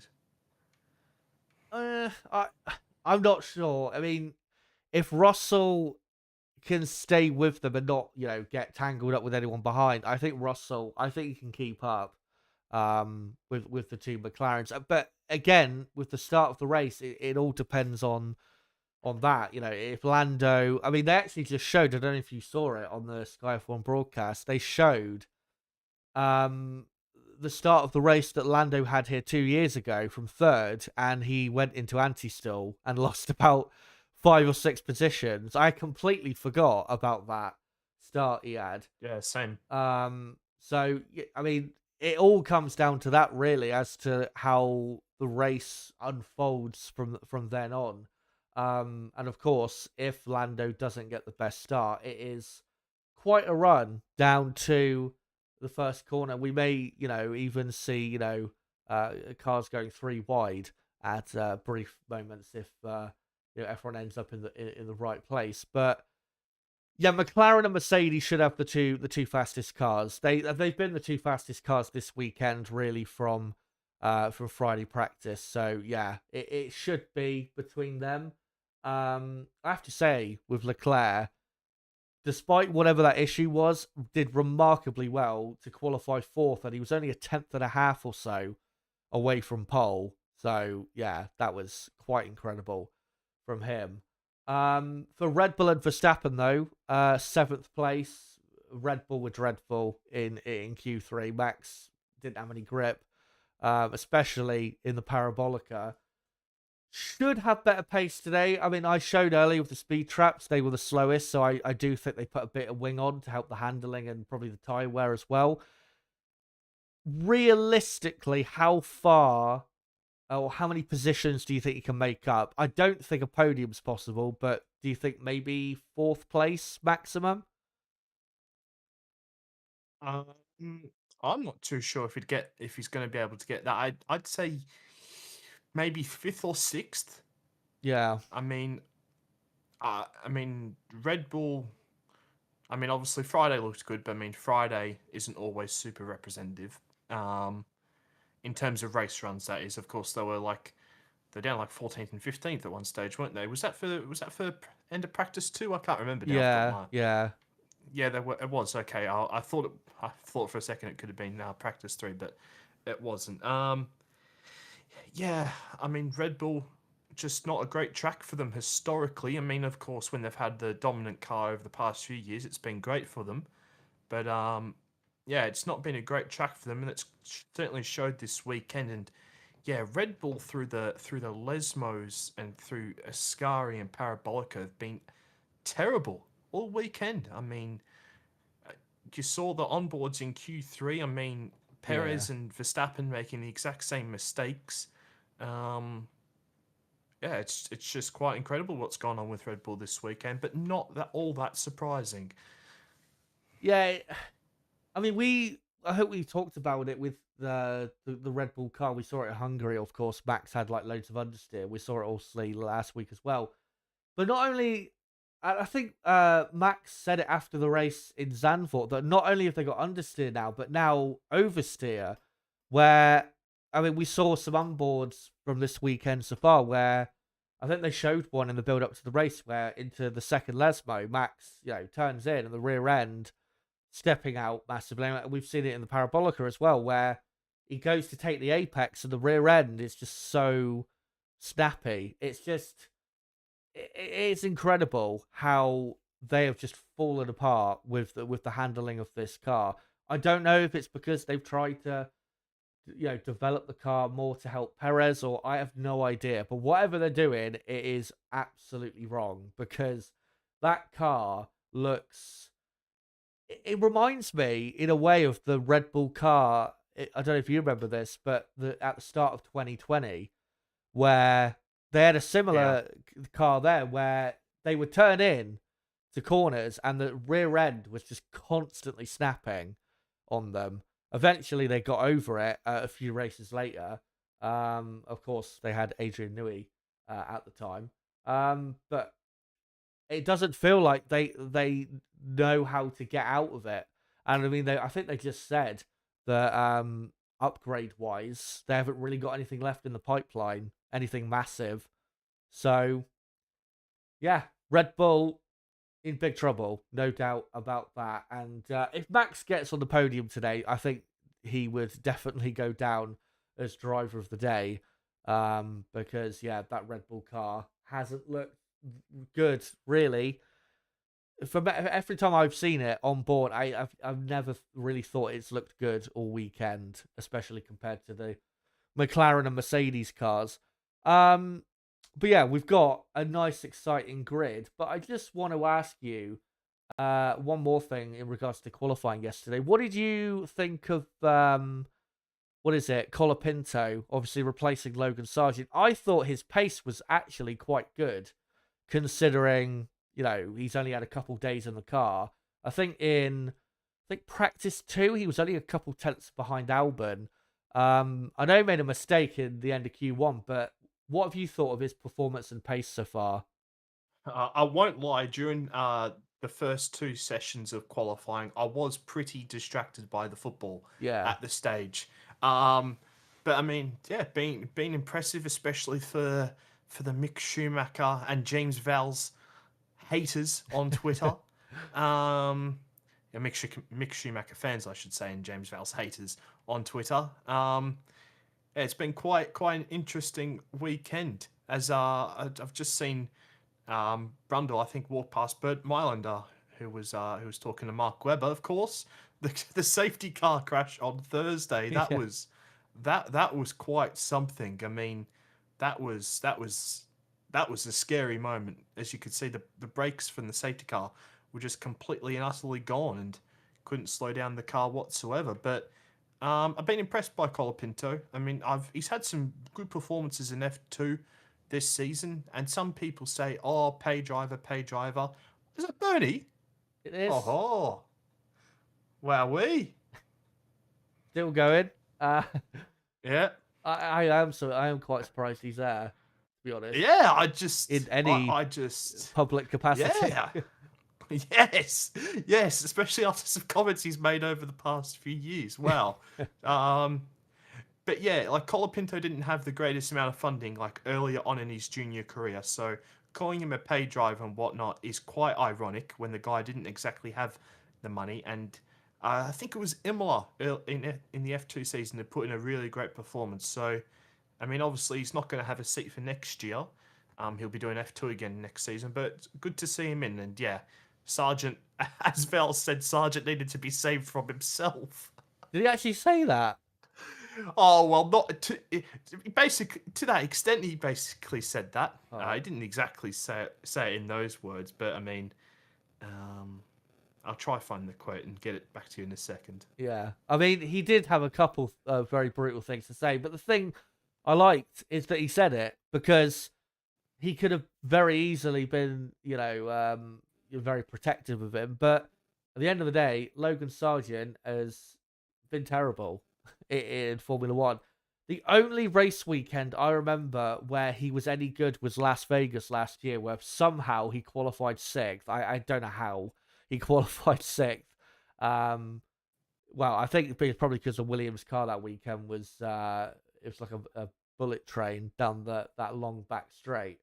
But other than that, did absolutely nothing. Did Logan? So yeah, good that Williams made the decision. They should have replaced him at the end of last season, but they didn't have any clear options, unfortunately. So that's why it took them until this weekend. But as Nib said, Colapinto won't be on the grid next year, but this is a great chance for him to put himself in the window for 2026.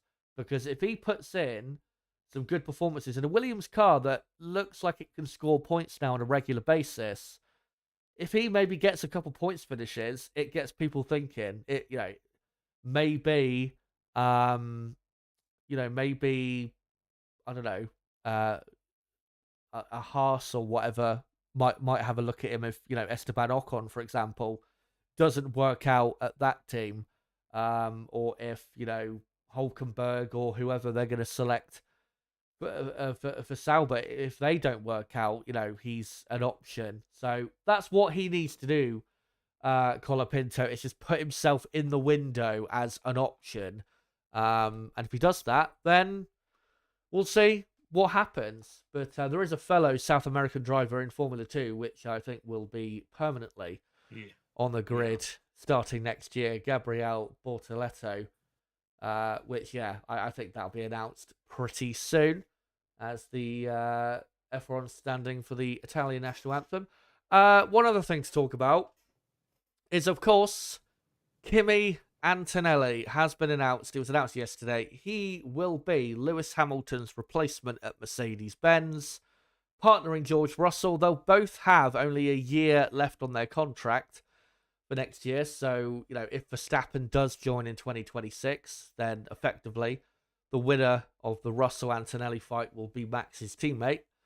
I think me and you've known for a few months now that it was definitely going to happen. I mean, we were hoping coming into the year that it was going to happen. And I think from like the first 3 or 4 F2 weekends, it was clear to see, even despite Prema being awful this year as a team, dealing with the new cars, Antonelli has managed it brilliantly.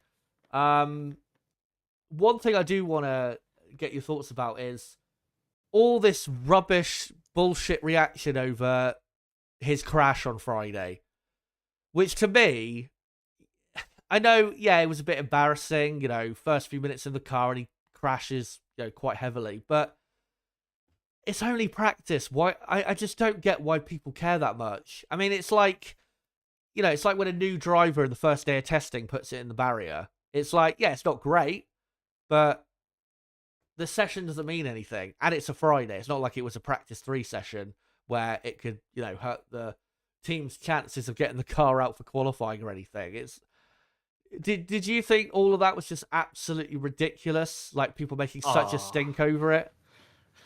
I mean, I messaged you like immediately after it happened. I'm like, F1 Twitter after this is going to be hell. Yeah. And guess what? It was. Yeah. I mean, it's clear to see that Mr. Antonelli was pushing to the absolute limit on his second lap in an F1 car in an active session. He's maybe pushing a little bit too much, and I mean that's probably going to be something he learns from. Maybe to not go absolutely full out push in FP1. Of course, he's excited first time driving this year's Merc in FP1. But perhaps to maybe not go as aggressive next time out. But yeah, I mean, I don't doesn't mean too much. It's quite clear that Antonelli's got all the talent in the world, and is going to be a great driver for many years to come.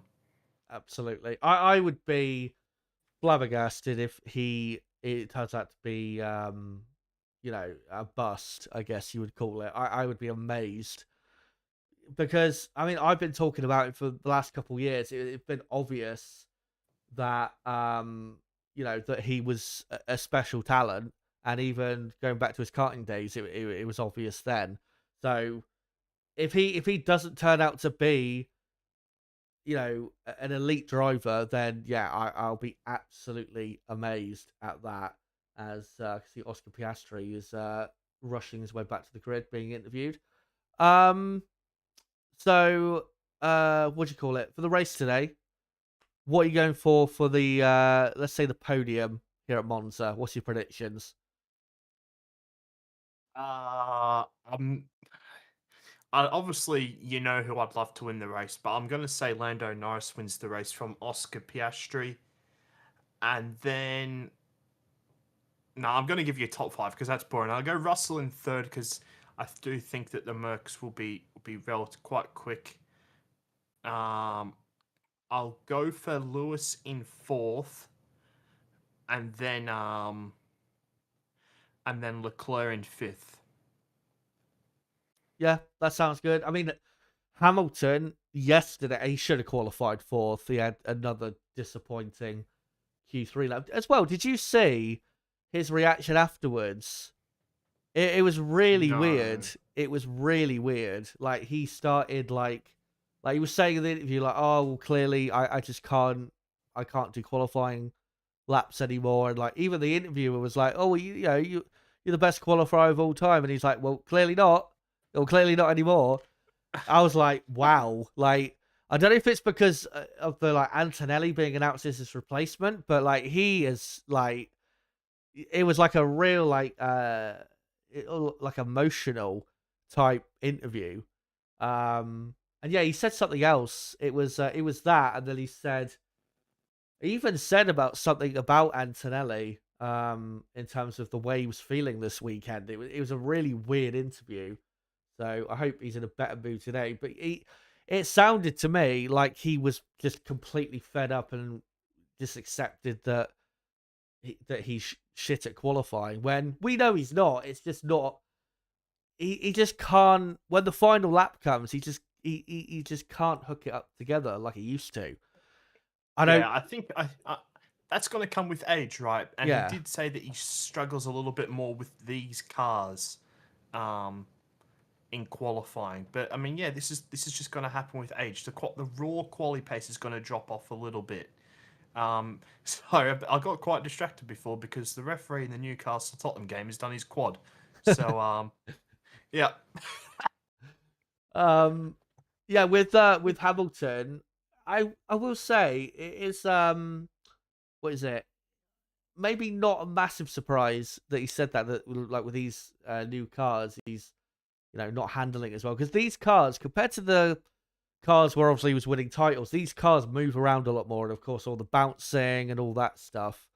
The like cars in like 2020, 2021 were absolute monsters aerodynamically compared to to these cars. So maybe it is age catching up with him, but we have got 8.5 minutes to go until lights out at Monza. There is still the poll running in the chat, guys. If you haven't voted in that poll, make sure to do so. I will keep that poll running for another probably couple minutes, and then I will, what do you call it? Then I'll finish up the poll to see who you've voted for.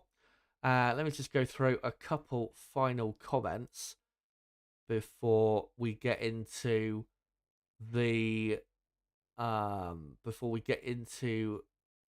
last couple of things for the build up.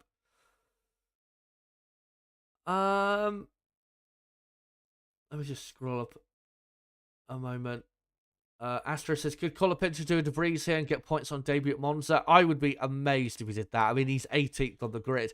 If he had not made any mistakes in qualifying yesterday, though, I think he could have probably ended up 12th or 13th or something like that. I think the pace, it was there for a decent, result, say in Q2, but he's too far back, unfortunately. But in terms of the speed, an encouraging start, as we've said, with him.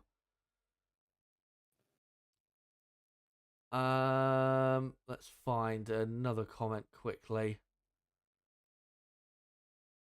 Looney Classic says, Chazza, Chazza, you will call Lando better if he wins. Why? He has a better car than Charles. Is your idea of best dependent on who has the best car? No, it's because it's about who, consistently performs throughout the season. And, Lando, yeah, he's had some races where he's not got the best result. Obviously, Silverstone, Hungary, Spa was probably arguably the worst race he's had this season in terms of performance. But, Leclerc's had some poor races as well. Let's not forget that. What was it? Austria wasn't a great one for him. I think he broke his front wing at the start, but I mean, his performance that weekend wasn't that good. Silverstone was another one where his performance was not good. And then obviously Melbourne was beaten by his teammate in a 1-2.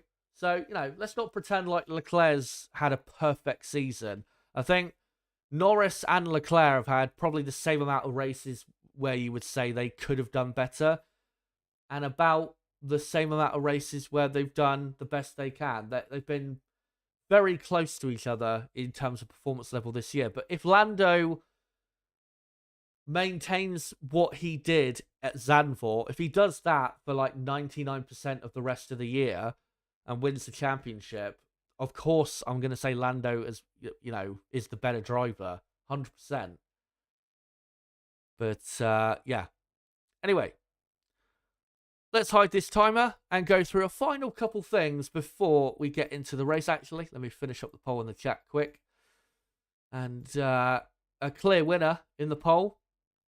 254 votes on who do you think will win the Italian Grand Prix today, and 59% of you have said Lando Norris, 17% have gone with Max Verstappen, 12% with Piastri, 9% with Russell. But let me hide this countdown and go through a final couple things.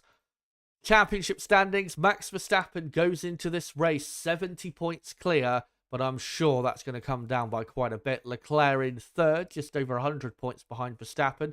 Piastri in fourth, 13 points behind Leclerc. And Piastri 7 points clear of Carlos Sainz, who's fifth. Lewis Hamilton sixth, Perez seventh, Russell eighth, Alonso ninth, and Stroll in 10th.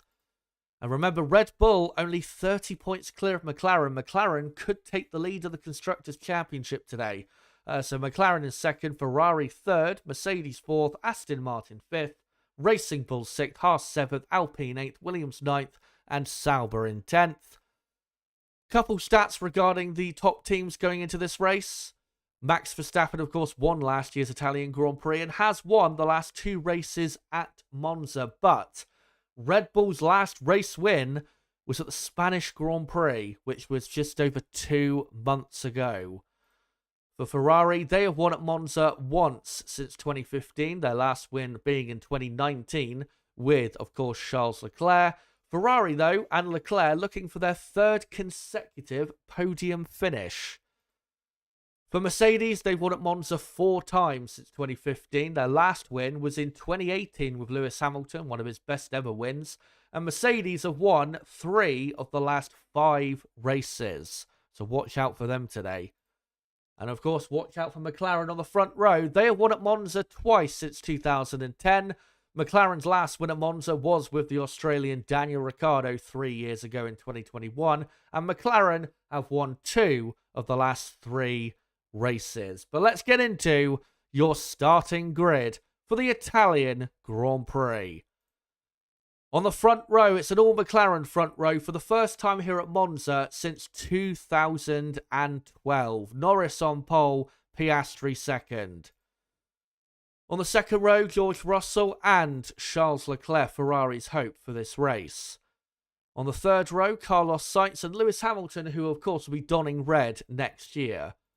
On the fourth row, Red Bull, Max Verstappen and Sergio Perez. Surely they can do better than that. And rounding out the top 10, Alexander Albon and Nico Hülkenberg. 2 previous winners here at Monza, Fernando Alonso and Daniel Ricciardo, just outside of the top 10. 13th and 14th, you've got Kevin Magnussen and Pierre Gasly, who of course won here 4 years ago. 15th and 16th, Esteban Ocon and Yuki Tsunoda. On the penultimate row of the grid, Lance Stroll, and taking part in his first ever race, Franco Colapinto for Williams. And on the back row, Valtteri Bottas and Zhou Guanyu for Sauber. But now, we await the Italian Grand Prix. On the screen, I've got obviously the running order up there and all correct. But the tyres, I've put M, obviously for medium.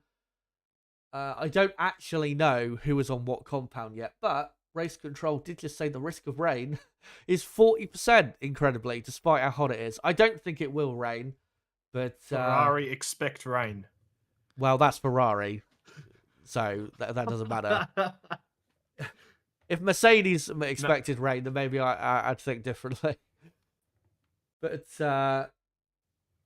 as we see Leclerc through his the camera there, we have had races before. I remember in Spain a few years ago where there was a 90% chance of rain and there wasn't a drop. So you never know what the rain or the weather's going to do, but we'll see what happens with that. But that would be a lovely way to spice things up.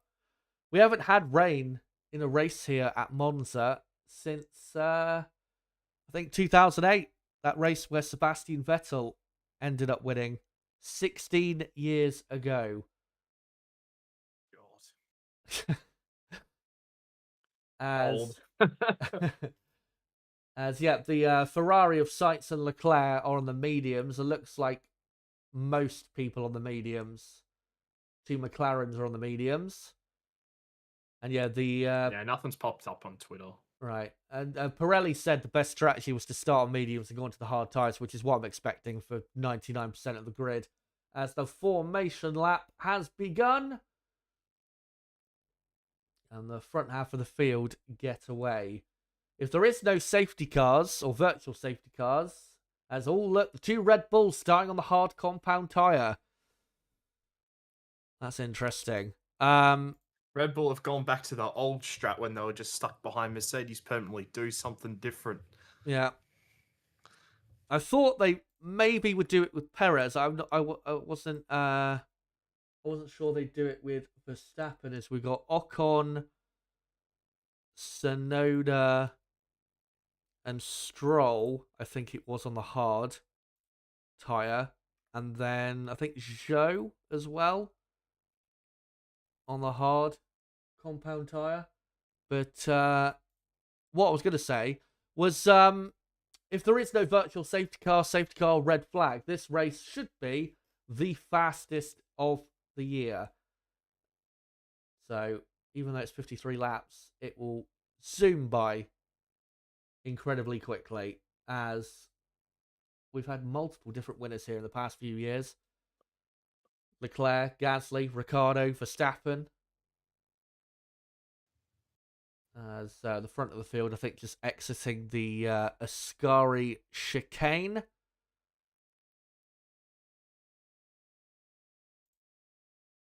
And weekend attendance, 335,000 at Monza. As usual, brilliant fans. But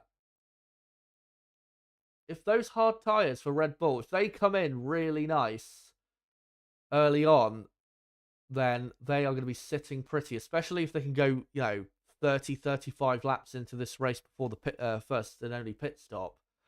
So we will keep our eyes out for what they're doing. As the front half of the field now coming onto the pit straight.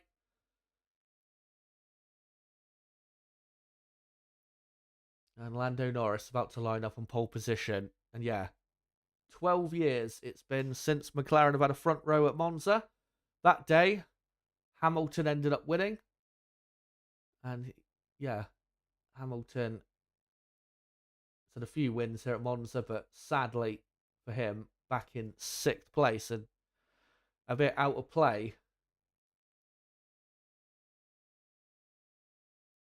As the front half of the field line up. And the first mission for Red Bull will be to avoid contact, which we have seen plenty of times at the start, given how incredibly tight that first chicane is, especially with these massive cars. As the final few cars are lining up now, and it will be Colapinto and then the 2 Salvas, and the cars lined up. So McLaren on the front row, can they deliver a race win when they absolutely have to for the championship? Let's see. The lights are on. It's 2, 3, 4, 5 lights. And it's go at Monza, and Lando Norris has not got the greatest start, but it's good enough as he's leading ahead of Piastri. Has got Russell outside of him. Piastri's going to go for the outside line as, George Russell got tagged there and he's gone to the escape road. Disaster for Russell, but it looks like Norris is leading with Piastri second and the 2 Ferraris third and fourth, and Hamilton, I think, is going up to 5th. Yes, he is, with a Red Bull there. As the 2 McLarens side by side going into the second chicane, and Piastri round the outside. Oh my God, what a move! I think that was by Oscar Piastri. That is one of the best overtakes I have seen in years. As the Ferrari up to second, Norris down to third. What an overtake by Oscar Piastri, who leads at Monza. Oh my God, that was special. as Piastri. Oh, loads of dust in the background. Someone went onto the grass. It was a Haas, I think, of Hulkenberg or someone like that. Norris is in third, by the way. Yeah. So it's Piastri leading, Leclerc second, Norris third, and then Sainz fourth, Hamilton fifth, as we are on lap 2 of 53. Leclerc not very far behind Piastri at all as they come down to turn 1, as Perez and Russell, I think it is, side by side, coming down to turn 1, but Russell looks like he has held on to 7th place. And Piastri, so yeah, DRS already enabled, by the way, of course, at the end of lap 1. So Piastri leads, Leclerc second, Norris third, Sainz fourth, Hamilton fifth, Verstappen sixth, Russell seventh, Perez eighth, Albon ninth, Alonso 10th, and then Ricciardo, Magnussen, Gasly, Ocon, Tsunoda, Hulkenberg is at a horrible start, Colapinto 17th, and then Stroll, Bottas, Joe, Nib. What a move by Piastri. That is easily the best overtake of his career. Mate, I was just sat here in silence as I was erupting. That was ridiculous. I have noticed that George Russell has front wing damage on his front right. But yes, absolutely ridiculous move by Oscar around the outside. Must say, Lando was very fair. But now Oscar's main goal is to break the 1 second DRS to Leclerc, and that's going to be quite tricky with the straight line speed that, of course, the Ferrari has, and with just how many DRS zones there are around here. Yeah, as all of I think the whole field has DRS coming down the pit straight, and Piastri was only a couple tenths of a second away from breaking the 1 second. So if he could really push hard this lap, he might be able to do it, as we're on lap 3.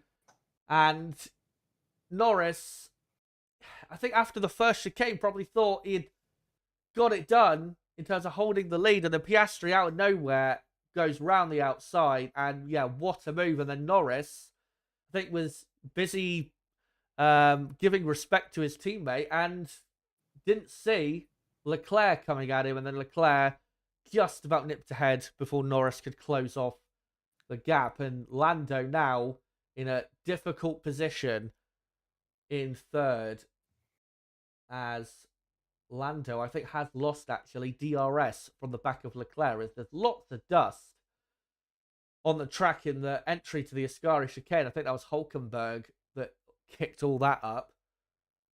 There was quite a bit of chaos behind, that's for sure. Yeah.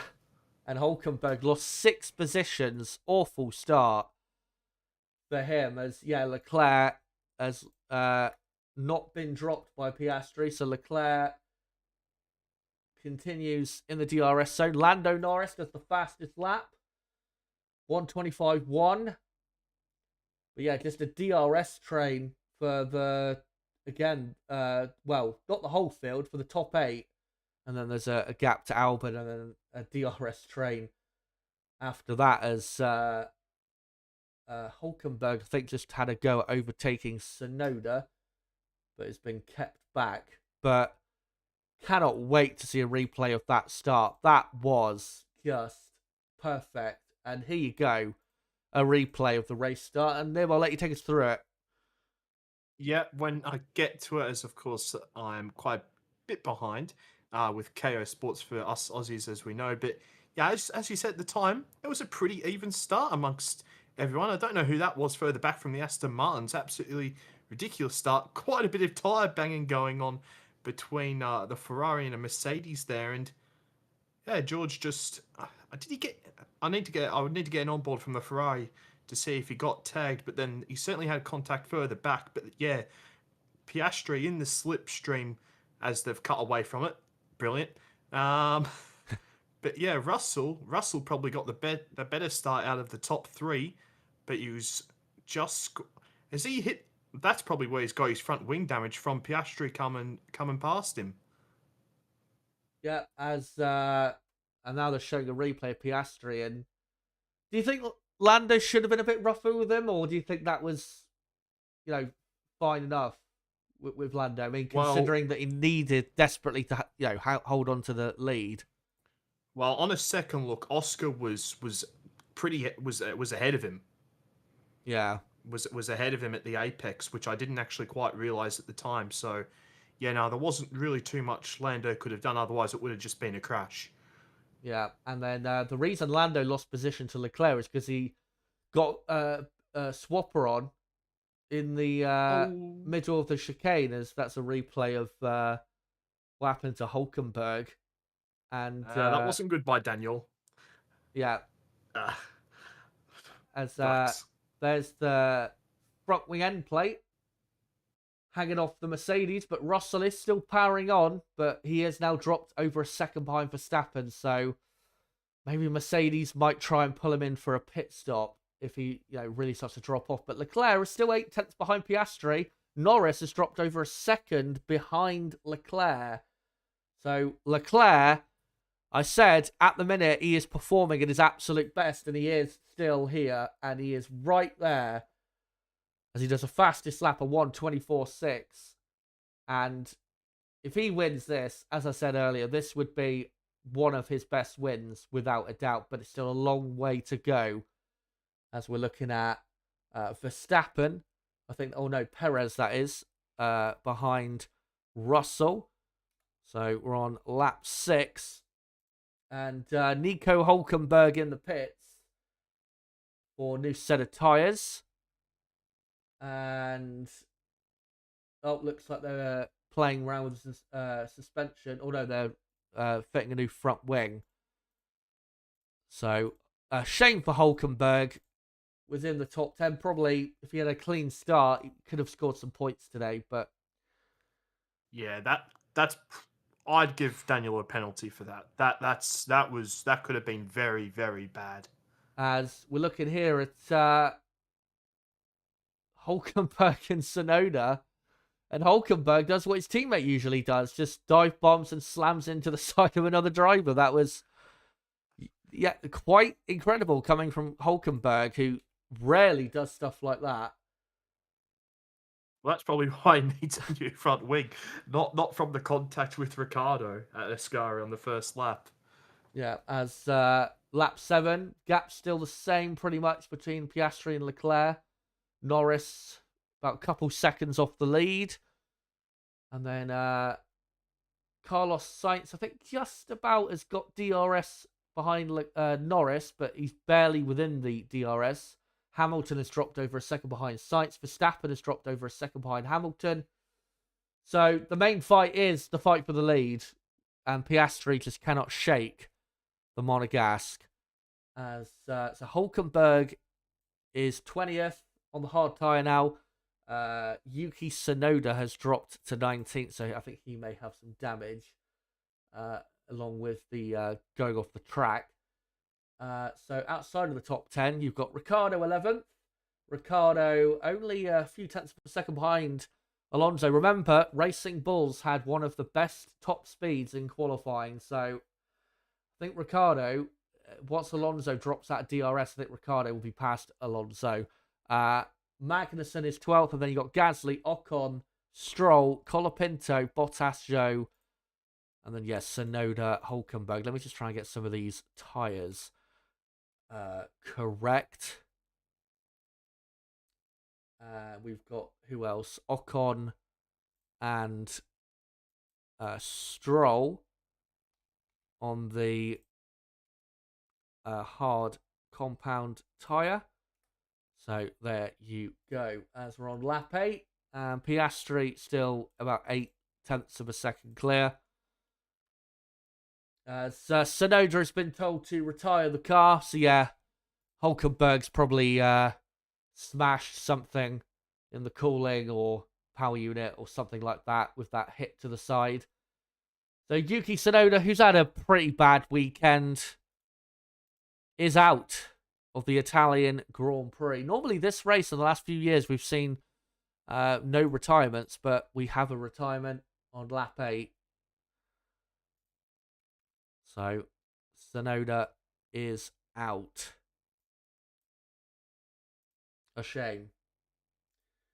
But Piastri, he's got the gap to just over a second. But Leclerc gaining in the slipstream as they come to the parabolic. I think Leclerc may have just remained in the DRS. Yeah, it just started happening on the previous lap where Oscar was able to get the gaps out to 1 second, but then Leclerc would close it back in on the straights. So it's gonna be pretty close over the next few laps. Yeah, as Lando is starting to pull back some time. He is he pulling back time? Actually, no, he's dropping a bit further back. As here is Esteban Ocon overtaking his teammate, Pierre Gasly, for 13th. Ocon is on the hard tyre, interestingly. And there you go, Daniel Ricciardo, 5-second penalty for forcing another car off the track. I didn't quite see the incident, but yeah, it did look tight before I saw the, before, you know, the main bit ended up getting shown. Yeah, it's definitely a penalty. Definitely a penalty. But that is probably going to be what costs Ricciardo a point today, given how close it is in that midfield. As Hülkenberg also a penalty of 10 seconds, and that's obviously for the Tsunoda collision, which is, yeah, obvious. So, Ocon up to 13th.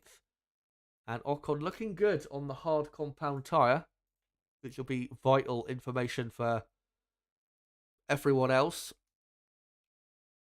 And Alpine, to be fair, looking pretty decent considering how bad their car you'd think should be around a track like this, as Leclerc does the fastest lap, 1:24.3. So Leclerc continuing to put the Australian in the lead under pressure. And we have seen last, probably 3 races now, Ferrari's race pace has actually been pretty good and arguably better than their qualifying pace, which is, it's been a while since that's been a thing. Yeah, Leclerc. Yep. I mean, yeah, he's had DRS since, you know, lap 2, so obviously that's helping his performance, but Norris behind is not really getting that close to him. So he's definitely got some pace there, as here is Ricciardo, replay, and locks up and goes across the chicane, which is all good. But, yeah, close fight there. Albon, Alonso, Ricciardo, Magnussen, and then the Alpines just behind, all fighting for the last couple points positions. As here is Sergio Perez right behind George Russell on the entry to Parabolica, as Piastri has broken the 1 second barrier. It's now 1.2 seconds as they cross the line, and that might be the key to him winning this race, as Sergio Perez easily passes George Russell. Russell obviously wounded. So Perez up to 7th. I think Russell will probably put a new front wing on when they get to the pit stops, because yeah, another 10 laps until the pit stops. He'll have a decent gap to the midfield, as Magnussen, brilliant overtake on Daniel Ricciardo round the outside. And Magnussen up to 11th, and now he is Haas's hope for a point. So Perez, yeah, on the hard tyre. So the 2 hard tyre runners in the top 10, 6th and 7th. Obviously the 2 Red Bulls. Oh, they're going to pit Russell now. That's probably a smart thing. Right. As McLaren asking Oscar, do you have an opinion on plan A versus plan B yet? And Oscar says, I think plan A so far. So obviously clearly a comfortable one-stop strategy. And look how far Piastri's pulling away from Leclerc now that Leclerc's dropped out of DRS. The gap gone from 1.2 to 1.8 seconds. So really starting to stretch his legs now as Russell pits. And that's even better because Lando Norris is not even within a second of Leclerc. So this is the part of the race where Piastri has got to push before Lando, you'd imagine, passes Leclerc, either on track or in the pit stop Man. phase. I really hope at one stage they show the onboard of Piastri's overtake. Yeah. Because it's even better. Well, it's even better than what they've showed so far. I think one thing I noticed live was just how late Piastri was on the brakes compared to Lando. It was just incredible how far ahead he pulled. And then, to keep it round the outside.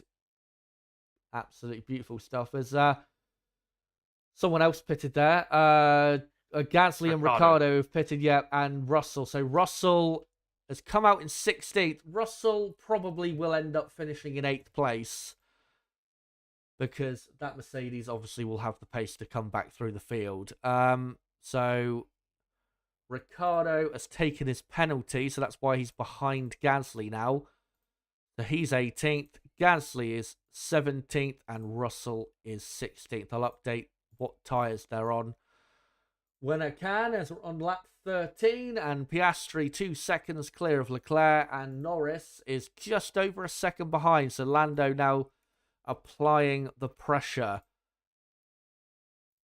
as we're about a quarter of the way through this race, as Fernando Alonso decides to pit from P10. And Alonso looked like a good pit stop there. Should come out in will it be 15th? Yeah, just ahead of Russell by a couple seconds, but Russell will pass him pretty quickly. So Alonso in 15th. Everyone just moving on to the hard tyre, except obviously the hard tyre runners. They'll be going a lot longer into this race. Red Bull, as a Piastri now 2.5 seconds clear of Leclerc, really pulling away nicely. And Piastri about 4 seconds clear of Lando. Max is about 10.5, 11 seconds off the lead, so he's losing about a second a lap, really, to the leader, which, I mean, given the Red Bull's pace and he's on the hard tyre, it's to be expected, I think, at this point. But Lando now has DRS on Leclerc. Not close enough, obviously, to turn one for a move. But Piastri, nearly 3 seconds clear of Leclerc, needs to keep the hammer down until Lando gets past. Because then, once Lando gets past, Piastri might even have a 5 or 6 second lead, which can maybe win him this race. As that's a replay of Lando going slightly wide at second Lesmo.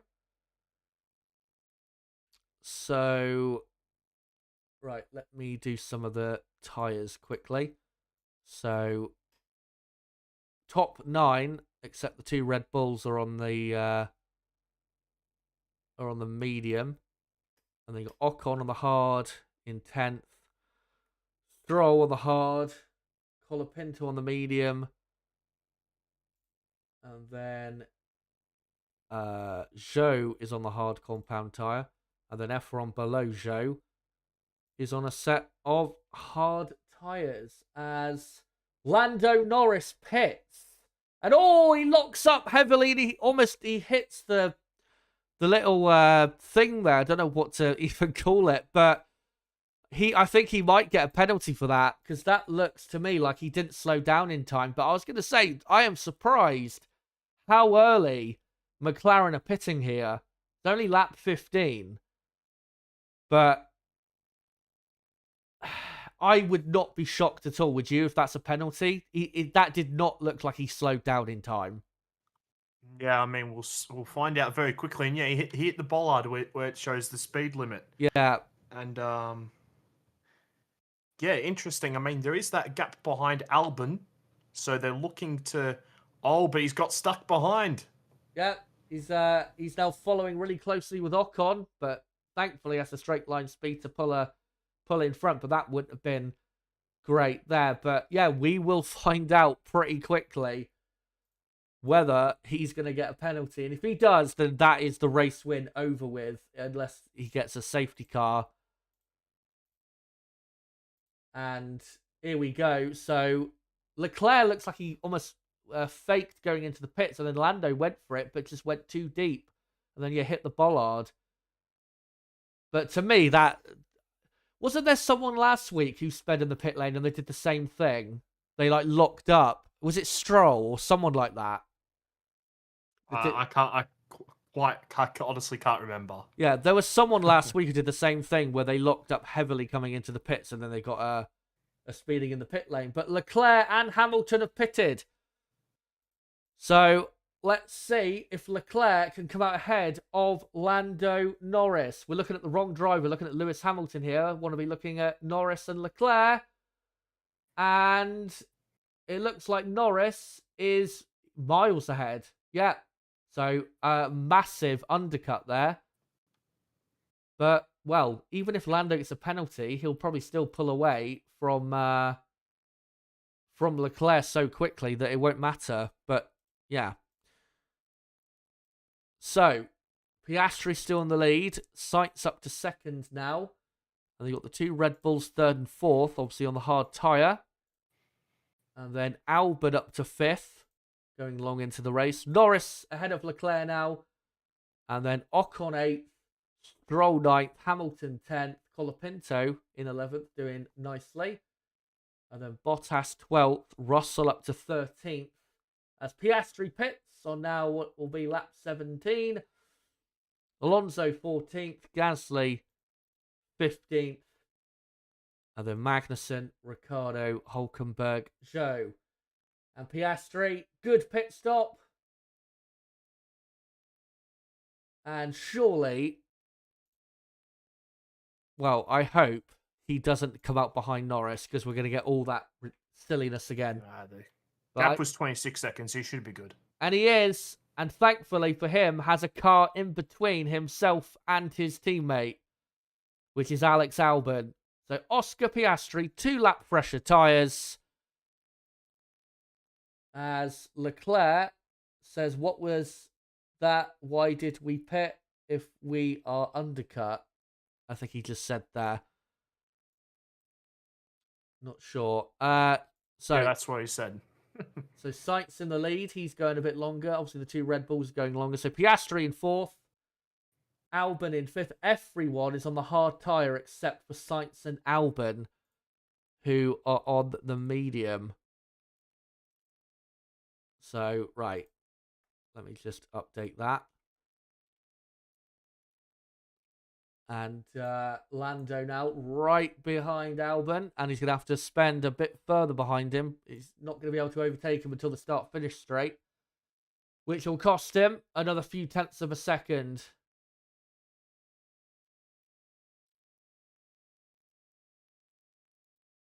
As, oh God. So, yeah.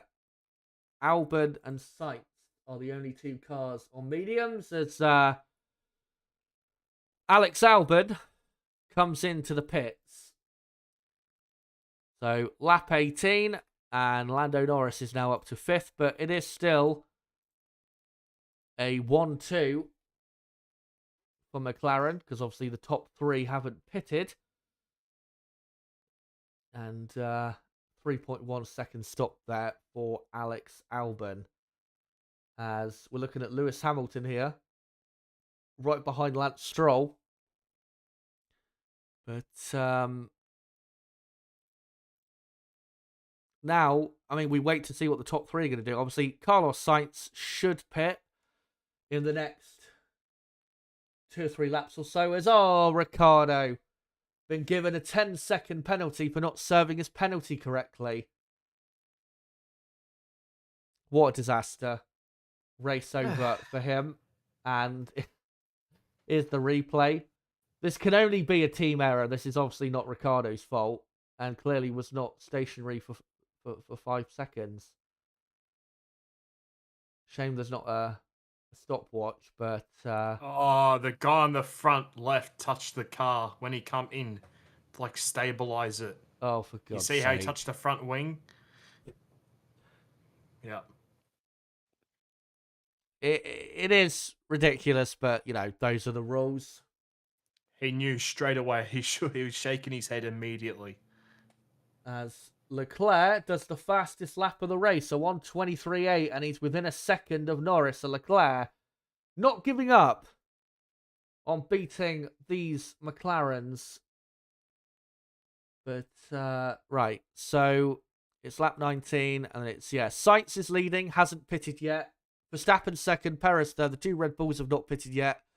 So it's, Piastri fourth, Norris fifth, Leclerc sixth, Ocon seventh, Hamilton eighth, Stroll ninth, Bottas is 10th. Bottas hasn't pitted yet. Russell is 11th, Alonso 12th. Albon has come out from his pit stop in 13th, which is not too bad because he was, before all the pit stops, he was ahead of Alonso. As there is another moment for Verstappen at the second Lesmo, losing the rear end. We've seen that countless times this weekend.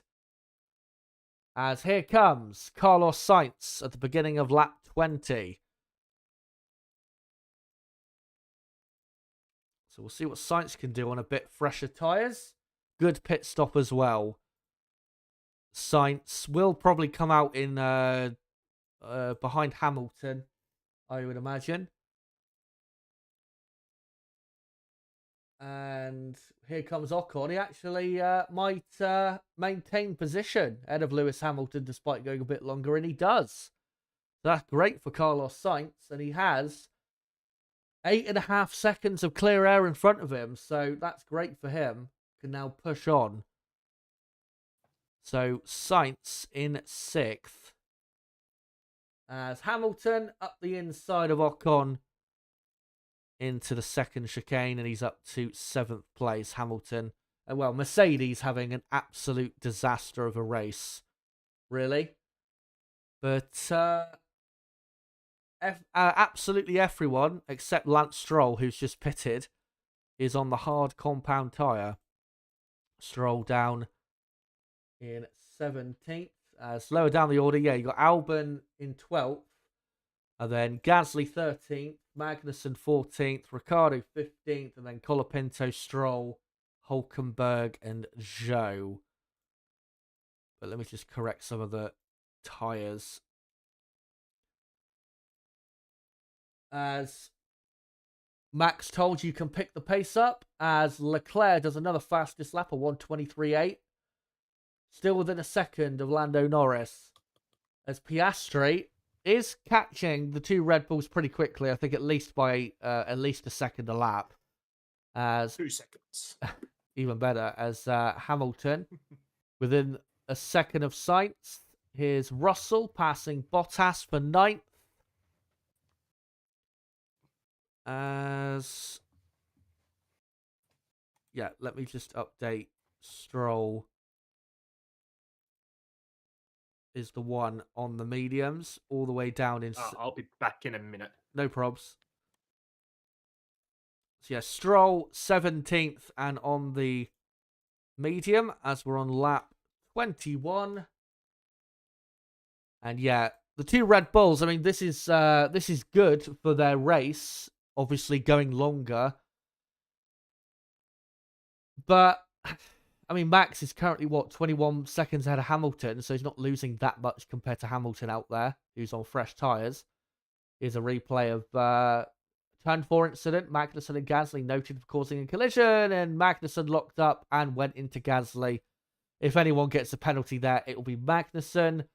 And I think Magnussen will probably get a 5-second penalty there, because that was a slam dunk causing a collision. As actually, it says Stroll is on the hard compound tyre. So, let me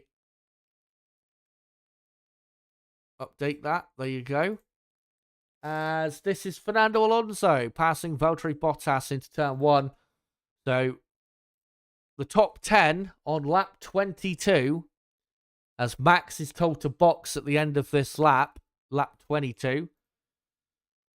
So, Max Verstappen leads, hasn't pitted yet. Perez second, hasn't pitted yet. And then it's Piastri third, Norris fourth, Leclerc fifth. Norris is on the fastest lap of the race, by the way. So yeah, Norris 4th, Leclerc 5th, Sainz in 6th, Hamilton 7th, Ocon 8th, Russell 9th, and Alonso 10th. Ocon, by the way, having a very good race, hasn't pitted yet, and I reckon Ocon could probably go probably another 5-6 laps, Ocon, before he needs to pit. As here comes Verstappen, lap 23, as Piastri does the fastest lap of the race, 1:23.6. As, slow pit stop for Red Bull. He goes on to another set of hard tyres. So Red Bull are committed to a 2-stop race. And 6.2 seconds for Max. That is just a disaster. It really is. Wow, man. As he comes out in 8th place. But yeah, Max committed to a 2-stop race. And I was going to say, because of how early the pit stops are, I think we might get a 2-stop race here. Because, I mean, Lando pitted on lap 15, which is quite early for a pit stop. Yeah. Did you just say that ready message, by the way? No, I just missed it. They said you are free to race Oscar Papaya rules. They had some weird message after the pit stop as well, where it talked about covering the other cars. So McLaren might be going for a 2-stop as well. I'm not too sure. Yeah, we'll see. As Max banging the steering wheel there, deservedly so, because that's not good enough for Red Bull. Then he banged it again. As Lando Norris does another fastest lap, 1:23.5, as Sergio Perez now pits. Max has, I think, had absolutely enough. He's driving a car that just isn't good to drive. It's not like, the years before his World Championship years where the car was, handled well but had no power, and, he couldn't hope to win this race. The car just horrible. As he says, or asks, how do we start? Or how do we do this stint then? And the response is, we just get on with it now, Max. I'm sure that'll go down well as he passes one of his nemesis, Esteban Ocon, into the second chicane. So he's up to 7th. And actually, Perez has dropped to 8th. So yeah, Verstappen 6th, and Max is 7.5 seconds behind Hamilton, who's only 1.3 behind Sainz. Unless on these fresh tyres he can set the world alight, I think Max is probably going to finish in 6th place at this rate, unless we get a safety car, because as he's got Russell there, right behind Perez, as Piastri does the fastest lap, 1:23.3. Yeah, I don't see Verstappen going anywhere now, as Magnussen, who should get a penalty in a moment for his collision with Gasly, second chicane, passes Gasly there by the looks of it, into Parabolica. As this is Perez passing Ocon, who's having a great race. So Perez up to 7th. Magnussen, up to 13th, and only just over a second behind Albon. So Magnussen's still in the fight for the points as Albon passes Bottas for 11th. Bottas also has not pitted. As Russell now trying to pass Ocon. But who do you think McLaren will pit first for the second pit stop? I know exactly who they're going to pit first. It depends on the gap. It depends on the gaps. I mean, if it was like it was in the first stint, then they're going to pit. Oh my god! We're not speaking about this, Chaz. I'm too stressed out. I've already foreseen how this race will Yeah, you were talking about it. The build up. Yeah, I can already see what's going to happen here. As Lando 1.8 behind Piastri in lap 26, so we're halfway through the race. The next round of pit stops should be, I'd say, probably lap 35-ish. Probably around They're then. not doing another pit stop. Well, I will say for McLaren, Leclerc in third. All they got to do, I mean, if Leclerc goes to the end, then McLaren may as well do, because Carlos Sainz in fourth is absolutely miles behind the front three, so they don't need to worry about anyone below Leclerc as Magnussen passes Bottas for 12th. But yeah, if we do get a second round of pit stops for, McLaren, Ferrari, Mercedes, then it should be between like lap 33 and 37, I would imagine. As Piastri has extended his gap, fastest lap, gap to 2.2 seconds as he does a 1:23.1.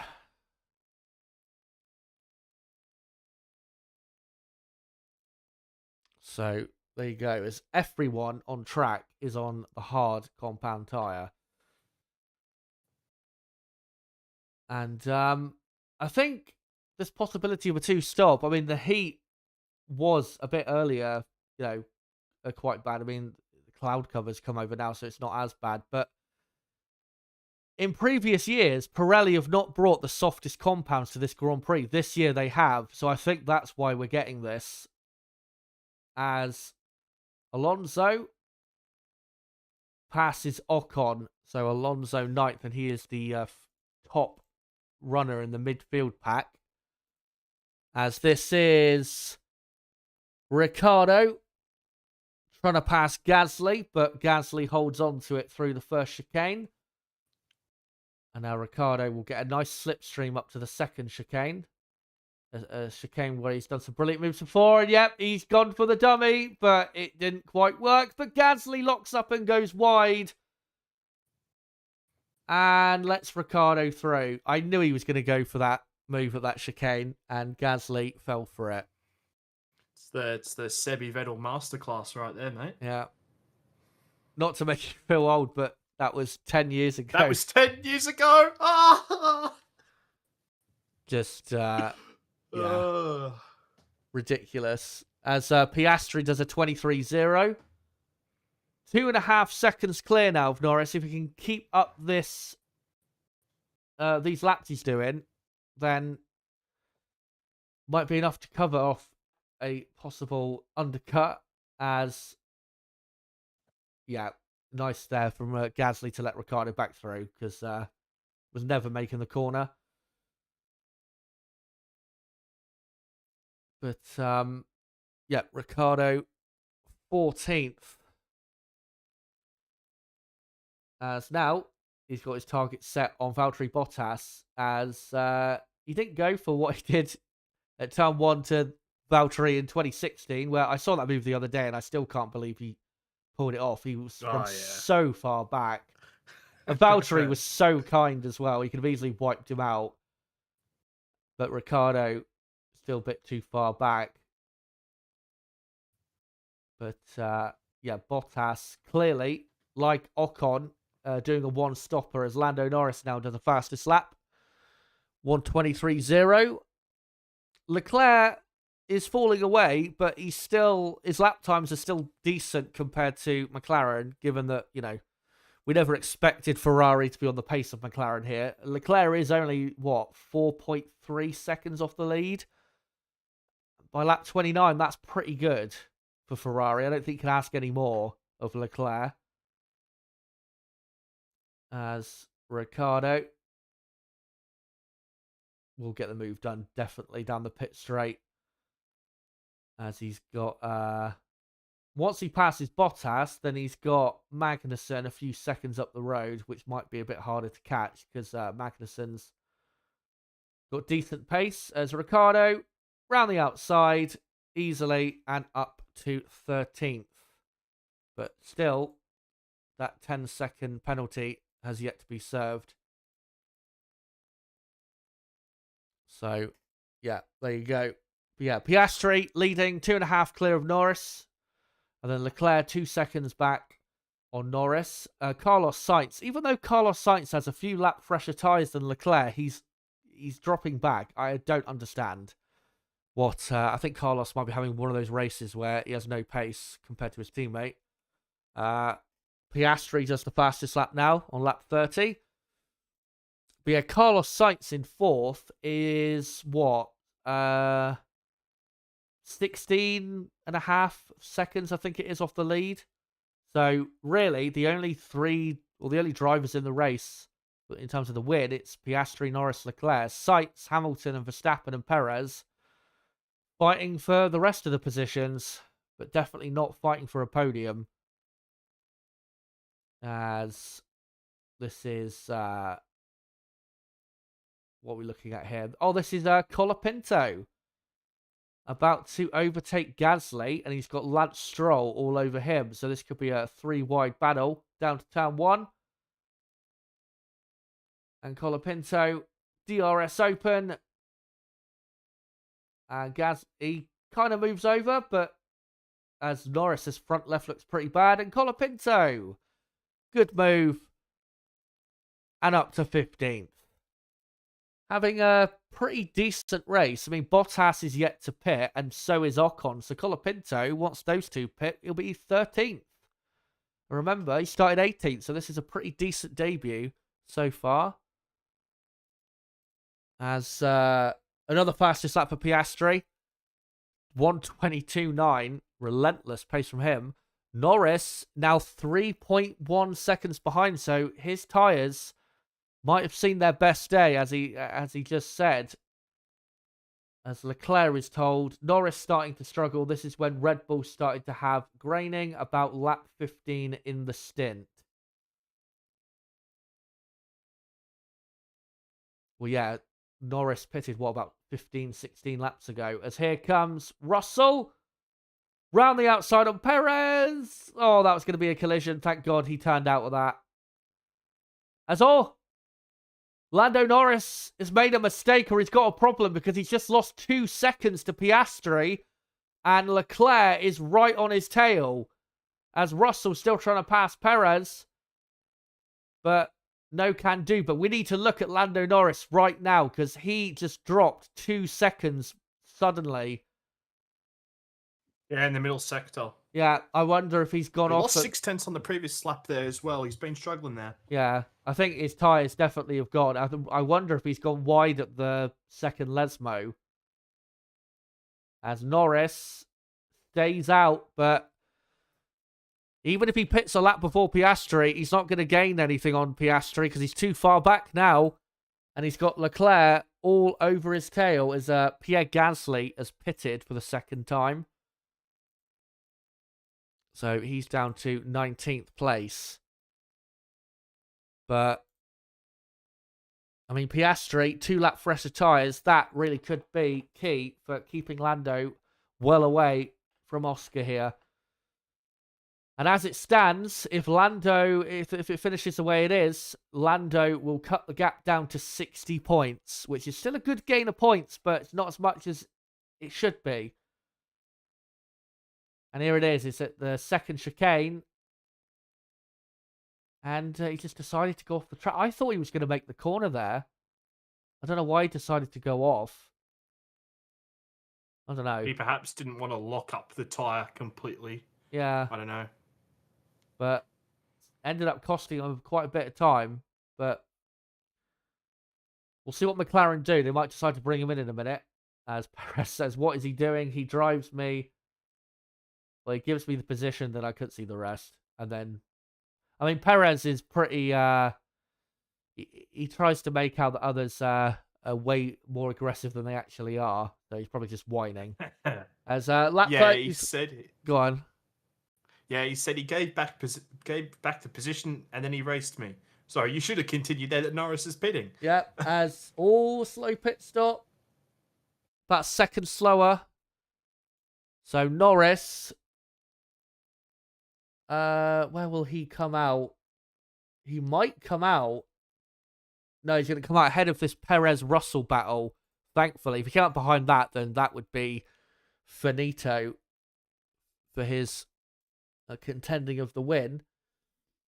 As all Russell touching the grass there. But lap 33, and surely Ferrari are going to pit at the end of this lap, given that there was a second loss there on the pit stop for McLaren. And then I would imagine Piastri will pit the lap after that, like what happened earlier in the race, as Magnussen passes Albon, as Ocon, I've noticed, has actually pitted now. So Magnussen is now in the points in 10th, having a brilliant race. Ricciardo up to 12th. Colapinto 13th, because Bottas is still not pitted. Stroll 14th, Bottas 15th. Ocon is in 16th on the medium compound tyre.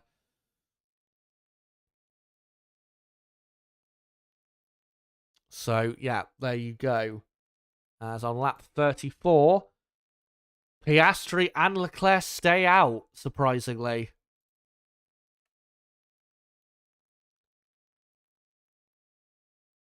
As Russell now pitting. Norris is 3 seconds behind Verstappen, so he might have a bit of trouble in a moment. Because Max, obviously, is not going to give him an easy way through, as Russell has a 4.2 second pit stop. So, right, let me get the order correct here, because there's been a couple changes. Hulkenberg is 19th. And yeah, it's Piastri leading from Leclerc, Sainz, Hamilton, Verstappen. Norris, by the way, has pitted, of course, for the second time. And it's Perez 7th, Alonso 8th, Magnussen 9th, Albon 10th, Ricciardo 11th. Ricciardo still has to serve the 10-second penalty. And then Russell 12th as Valtteri Bottas finally comes into the pits, as Norris does a purple first sector. So, lap 35 of 53. Well, if they're going to pit Piastri again, I don't see why they don't just do it now, because surely they're going to want to avoid all that rubbish from Hungary again, as that's a replay of Russell when he touched the grass. But, yeah, we'll see what happens. Yeah.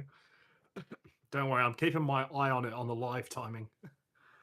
As this is Magnussen when he passed Albon, and Albon left the door open. Oh no, Albon went off the track as well. So, yeah. Albon's pace since his pit stop hasn't been that great.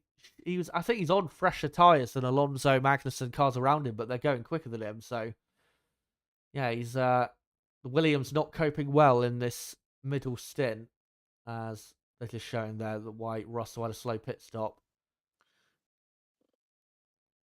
So, Lando Norris has done the fastest lap. He's a couple seconds behind Verstappen, as we're on lap 35. I'm guessing from Ferrari's... Go on. Sorry, go on. I was going to say, from Ferrari's point of view, I think they're hoping that Max is going to hold Lando up, and then maybe do an overcut. So, we'll see. But go on, what were you going to say? Yeah, I was just saying that the tyre, there isn't quite the advantage of the overcut as in the first stint, because the mediums dropped away actually pretty quickly, but the hards, I mean, Norris only went 0.6 faster than Piastri on that fastest lap that he did, so there's not a massive pace advantage, and yeah, Norris was only 0.3 faster than Piastri on that past lap, as he's sort of now getting in the dirty area of Verstappen as Perez is pitting. Yeah, well, if Lando's not gaining, too much time, then that is absolutely fine for Piastri, as Sergio Perez, has pitted. So has Alonso. So Magnussen is now up to 7th place. Albon up to 8th. If I'm Magnussen and Haas, I'm staying out and going for the one stopper, because Perez obviously will pass, Russell will pass, but I think Magnussen might be able to hold on for P9, as that's a replay of Russell passing I think Ricciardo down to turn 1 as lap 37. And yeah, Lando, he's gaining Lando on Max, but it's not by a lot. It's only 3-4 tenths of a second. So, Yep. and I am wondering at this point whether the top 5 are going to do a one-stopper. And if that is the case, Lando, in terms of the championship, is in big trouble because his lap times are not great. As Max saying, when is it possible to defend? Do you want me to race him? And obviously, they respond saying, yes, please. But, yeah, Lando is not gaining that much time. And if he can't find a way to easily get past, I'm not sure he will get past. We know Verstappen is almost impossible to overtake. It will not be that so simply lovely, will it? Yeah. As Perez diving past Albon at turn 1. Perez on the medium, and Albon actually jumps the chicane. And Russell ends up getting past as well. As I need to update that Alonso is down in 13th place. Lance Stroll was just pitted. I'll update where he comes out once his pit stop finishes. As we're on lap 38, 15 laps to go, and still plenty to be decided here. And at the moment, as it stands, Max Verstappen will pull away from Lando Norris in the championship by only 1 point. But as Piastri being asked if a one-stop is possible, and he says no, the front left is pretty dead. As Lewis Hamilton pits. But if Max can keep Lando behind, then there is no reason for Max to pit whatsoever. Even if the tyres are dead, if he keeps Lando behind, that's all that matters.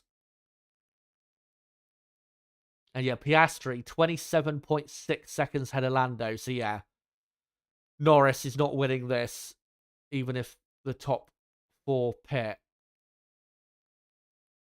As we now look at, getting very close there, Russell and Perez. Perez closing the door. Russell gets the position, but that was mighty close. And Perez now going to get a brilliant slingshot as Piastri told to pit. And Perez up to the second chicane. Will he outbrake Russell? No, he will not. Russell up to 8. That got very, very close between those two. As Piastri pits. And on lap 39, he will come out ahead of not just his teammate, but he should come out ahead of Verstappen as well. Yes, there you will. So he will come out as Hamilton has pitted, so Piastri will come out in 3rd place. As Norris is now within a second of the 3 times world champion. So, let me just update a couple things quickly. So, Perez is on the medium. And then Ocon in 14th is on the medium compound as well. I'll update that he's actually in 14th quickly. And I need to update where Lance Stroll, what position he's in. And yeah, replay. And yeah, that was on the absolute limit there from Perez. Yeah. Might get a black and white flag for that. Oh, he definitely should, yeah. Because any further over, that would have been, yeah. As lap 40, and Lando Norris is pretty close to Verstappen as they come onto the pit straight. Norris got to make this move. Verstappen moves to the inside. Norris takes the outside line, but Norris is not going to try and go around the outside. He knows that will not work on someone like Max. But Max gets a pretty good exit from the first chicane. And Lando not really gaining anything in the slipstream, so surely he's not gonna dive past Verstappen here, as Verstappen kind of defends to the middle of the track and then pulls onto the racing line. But if he can't pass Max in the next couple laps, then we see it all the time in Formula One, where if you don't pass a driver immediately, you end up just... I kind of saw it with Piastri last week with Leclerc, where he lost momentum after not being able to pass the 2 or 3 laps he caught Leclerc. So Norris has got to get this done in the next couple laps, as Max all over the road to defend his position, and no doubt will now weave down the back straight and into Parabolica.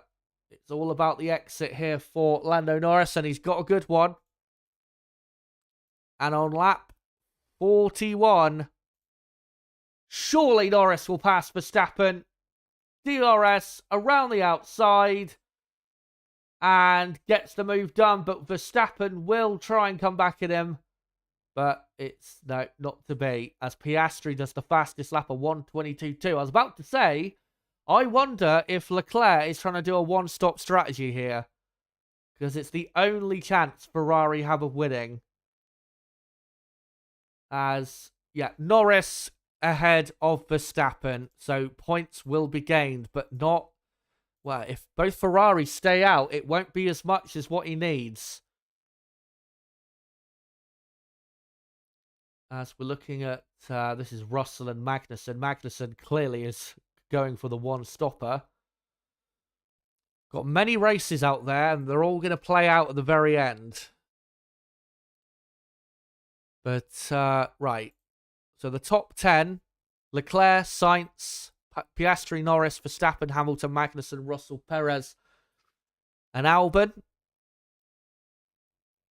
And then outside the top 10, you've got Ricciardo, Colapinto, Alonso, and then Ocon 14th. And then the rest of the field, I just need to confirm. As here is Stroll passing Zhou, I think. So, yeah, it will be Stroll 15th. Oh, no, he goes deep and goes off the track. So I wonder if he gives that position back as Verstappen pits. It's a good pit stop, new set of mediums, but he's going to have to do something quite special to catch and pass Hamilton for 5th. As we've only got just over 10 laps to go. And in the background, Russell passing Magnussen. Magnussen doing a brilliant job. This is probably Magnussen's best race he's had in a couple years. He's been absolutely on fire today. Yeah. But do you reckon Ferrari are going for the one-stopper? Oh, absolutely. I mean, this is all they can do. Yeah. I mean, obviously, Oscar is absolutely flying. I mean, he was 1.6 seconds fast on the previous lap, but there's not that many laps left. Yeah, he's going to have to catch Leclerc at like 1.3 per lap, I think, to win at this rate, because we've only got... Now it's lap 43 or 53, so... As long as Leclerc's tyres don't fall off the cliff, I think Leclerc might win this. As... It would depend how well Sainz defends, I suppose. Yeah, and you can guarantee he'll defend like crazy. Well, who knows? Maybe he won't, because he's pissed off, obviously, losing his seat. Right, so let me just update that as well. That Gasly is up to 16th. As lap 43, and this is Perez about to pass Kevin Magnussen for 8th place. And actually hasn't got the move done. But if both Ferrari stay out, I don't think, with the pace Lando's got, I'm not sure Lando's going to go any higher than 4th. So, yeah, Lando finishing 4th for this race, that is a disaster, really. If that... Lando's pace is pretty good. Like, it would be pretty close to him getting Sainz, but Yeah, McLaren have put themselves under quite a bit of trouble, and it'd be a crazy win for Leclerc if he were to do it, because I mean he was right up behind him, pressuring Norris right at the start of this stint. So, Yeah. um, Let's see if we can do it. It would be, I think, I know the 2019 win was, very famous for holding off the Mercedes cars, but I think this, in terms of pure, just his own performance level, I think this would be better, because that Ferrari car that weekend was better than this one. So, to win this race doing one stop less would be quite possibly the win of his career, as Max Verstappen does a 1:21.7 on medium compound tyres. It's Piastri 1.1 behind Sainz, and yeah, he has got to pass him as soon as possible if he wants to win the Italian Grand Prix. As they've got a bit of traffic ahead of them, and that will benefit Sainz if he can get DRS. Don't know what car it is. Oh, it's an Alpine. I think it's Gasly. So we'll see. I think Sainz might have just got DRS from the back of Gasly's car. He's getting the slipstream. And yeah, he does. So that is crucial for Leclerc and Ferrari, because that keeps Piastri at bay, maybe for another few corners. As Carlos says, yeah, my front left is nearly gone, but I guess we try. So there you go. He's going to give it a go. Good on him. Being a good teammate. He's going to be overtaken here, surely. Yeah. Will it be into the second chicane? No, Piastri not close enough. Maybe out of the exit of the Parabolica. I think that's probably the next time I see maybe him getting a move done, because clearly the tyres on the McLaren look way better condition. Carlos is barely hanging on to the car, but at the minute Piastri is 12 seconds off the lead, and we've got 8-9 laps to go. But there you go, Piastri DRS down to the Ascari chicane. He gets it done, and now it needs to be qualifying lap after qualifying lap if he is going to win this Italian Grand Prix. Who is going to win? Will it be Piastri in the McLaren, or will Leclerc take yet another famous win for the Scuderia? It's going to be close, man. Yeah. Oscar was gaining 1.8 seconds a lap before he got up to the back of Sainz. So, yeah, it's going to be very, very, very close. As lap 46, 11.7 seconds separates them, but that will come down very quickly, surely, as Lando Norris is only 2.3 behind Sainz, so you'd think Norris will get Sainz before the end. So, right, let me just see if there's any other position changes, because there is other battles going on out there. Perez is up to 8th. I need to update that quickly. So Magnussen is in 9th. He's also trying to hang on the one-stopper. Albon also trying to hang on the one-stopper. Alonso is the one on the two-stopper that's trying to claw it all back. So, yeah, we will see what they can do. As Piastri on this lap has took out about a second from what I've seen. But that isn't enough. It needs to be 2 seconds. As here is Norris. 0.7 behind Carlos Sainz. And yeah, this maybe not will happen this lap, but it will happen definitely in the next couple laps, as we're on lap 47.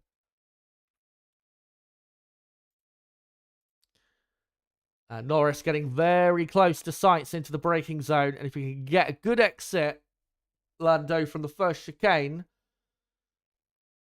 Well, I'm not sure if it's good enough there. So, yeah, Lando will stay behind into the second chicane. But once Lando passes Sainz, it'll be third for Lando. As a Leclerc told brake balance 1, and Leclerc says, leave me alone with this. If I don't do things you ask, don't ask, I think too many times, or 10 times, something like that. But yeah, if Lando finishes third, Max is sixth and has got a fastest lap point. That's only a gain of 6 points. That's obviously nowhere near enough for what Lando needs.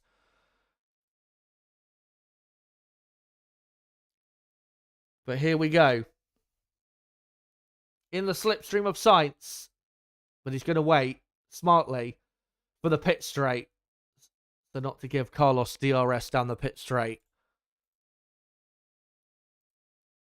Lap 48. And here comes Lando Norris. Surely to take third. And yet Carlos doesn't defend. So Norris up to third. As out front, the gap is down to 8.8 seconds. But that is not enough. It's still going to be close, but it looks like at the minute Leclerc is probably going to win by 2 or 3 seconds. Something like that. As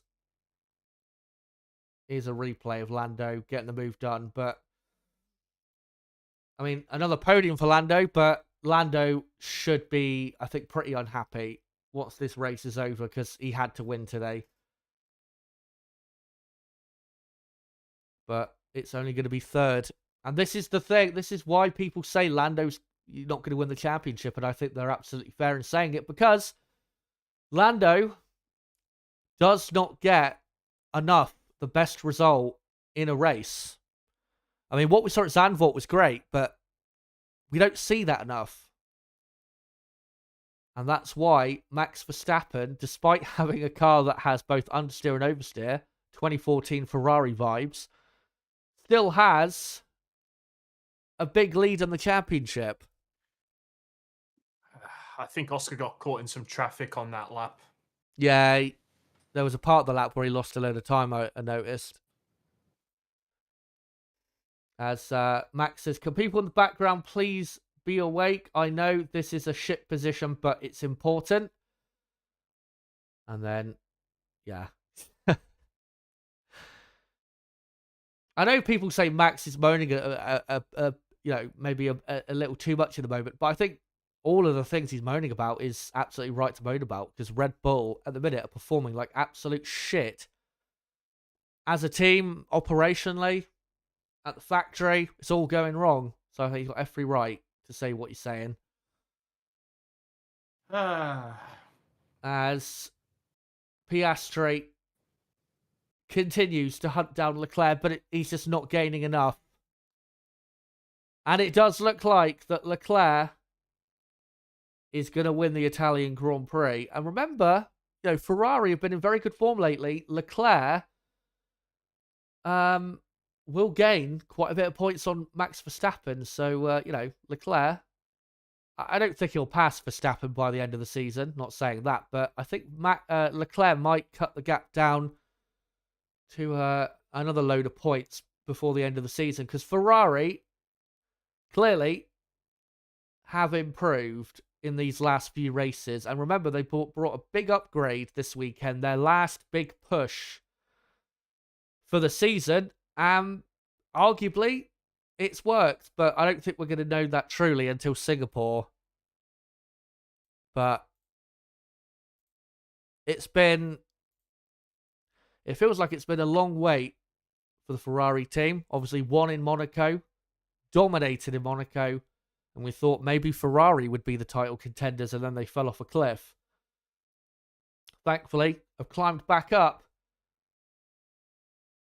and are just a couple laps, or just over a couple laps away from taking the win of all wins for them. And as well, Ferrari, after this race, if they finish where they are, they'll only be 40 points behind Red Bull, who are leading the championship. So Ferrari, I mean, Fred Vasseur said the other day that we're still fighting for the championship and people laughed at him, but I think you'd have to say that is still true. as Another impressive bottling of an easy, comfortable win by McLaren. yeah, it's a speciality in it this season. So many Yeah, I'm races. delighted. I'm really happy. Really delighted. I mean, like you say, it's McLaren's fault. Piastri has driven perfectly today and this weekend. Hasn't put a foot wrong, but like you say, the team yet again on race day just get it wrong. They're just, I wouldn't say they're like Ferrari levels from a few years ago at like strategy errors, but they seem to get it wrong more than they get it right. And that's what is leading to situations like this. I mean, this should, no disrespect to Leclerc and Ferrari, this is going to be a great win for them, but this shouldn't be happening. McLaren should be winning this race. And how they've... It's a bit similar to Belgium. Yeah. Yeah, it's exactly the same, where they should have kept him out. I mean, Piastri, before Piastri pitted for the second time here, he was what? I think 6 seconds clear of Leclerc. So Yeah. it's not like Leclerc was a second behind. It would have been easy to the end. I know Piastri said the front left tyre is dead, but it couldn't have been that much more dead than Leclerc's. I mean, he pitted a lap later than Leclerc for the first stop, so... He had the clear air as well. Yeah. More to ponder at McLaren as usual, how they've thrown away another win, but Charles Leclerc is a lap and a half away from taking his 7th win and his 2nd at Monza. And I really hope that upgrade Ferrari brought here, again, we're not going to see its full effect here, I really hope it has worked, because if we can get Leclerc and Ferrari in the title fight, that would be brilliant. Because Leclerc, at the minute, is performing at an incredibly high level. As the Ferrari man begins his final lap, Alessandro Del Piero will be the one waving the flag. As Piastri about 4 seconds behind. And, yeah, brilliant win for Ferrari and Leclerc here. And I think the most surprising thing there is like you were saying earlier, how well Leclerc was hanging on to the McLarens, and Ferrari for the first time in a while pulled off a strategy blinder. Yep. Yeah, no, they've done a great job, and to an extent, it was their only sort of option. But Yeah. I mean, the driver's got to make it work, and Leclerc's done a great job, because it was pretty obvious that Sainz was probably going to go for the one stop. But yeah, Leclerc's done a great job to readjust and do this one stop. He really has great. I mean, Leclerc's so good.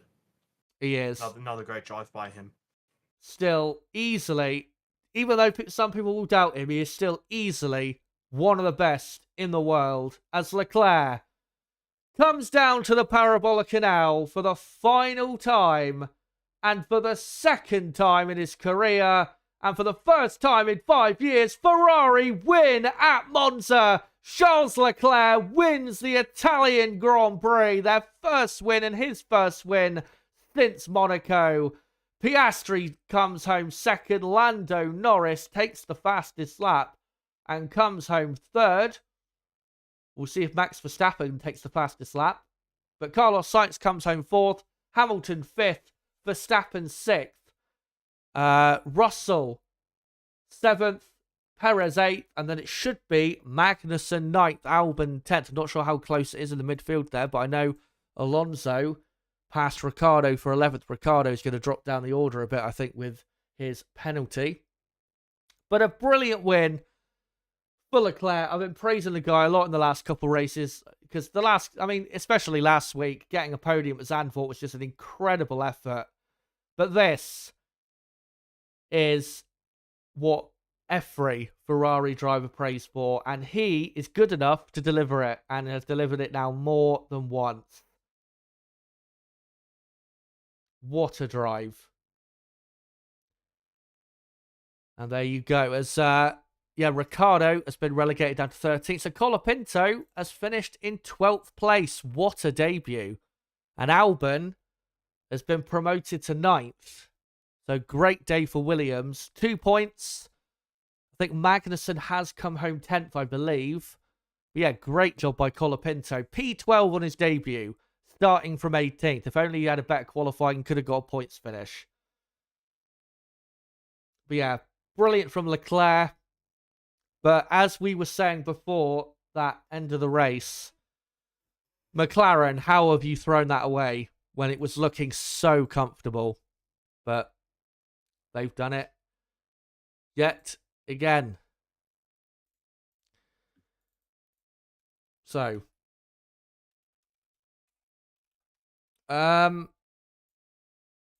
right. So, yeah. Drive the day is Leclerc. Yep. Yeah. Full stop. But, yeah, I'm just going to get the poll started up in the chat to ask you guys, who do you think drive of the day is? For me, it is Leclerc to pull that off that one stop. But I will say, Oscar Piastri deserves a massive shout out because that move at the start, that is one of the best overtakes I've ever seen on a first lap. That was just perfect. And the whole drive was perfect. He deserved better today. So, and as well, that is the 3rd time in the last 4 races that Piastri has beaten Norris in the race. So, on a Sunday, Oscar at the minute has got the advantage over Lando. Who is your driver of the day for the Italian Grand Prix? And the options will be Charles Leclerc, Charles Leclerc, Charles Leclerc, Oscar Piastri. Who else will I put? I'll put I am gonna put Colapinto in there. I'm really impressed with that performance from him. That's top job from him. But yeah, definitely Leclerc. Driver of the day. Yeah, it was a decent race, wasn't it? Probably a 6, 7-ish out of 10.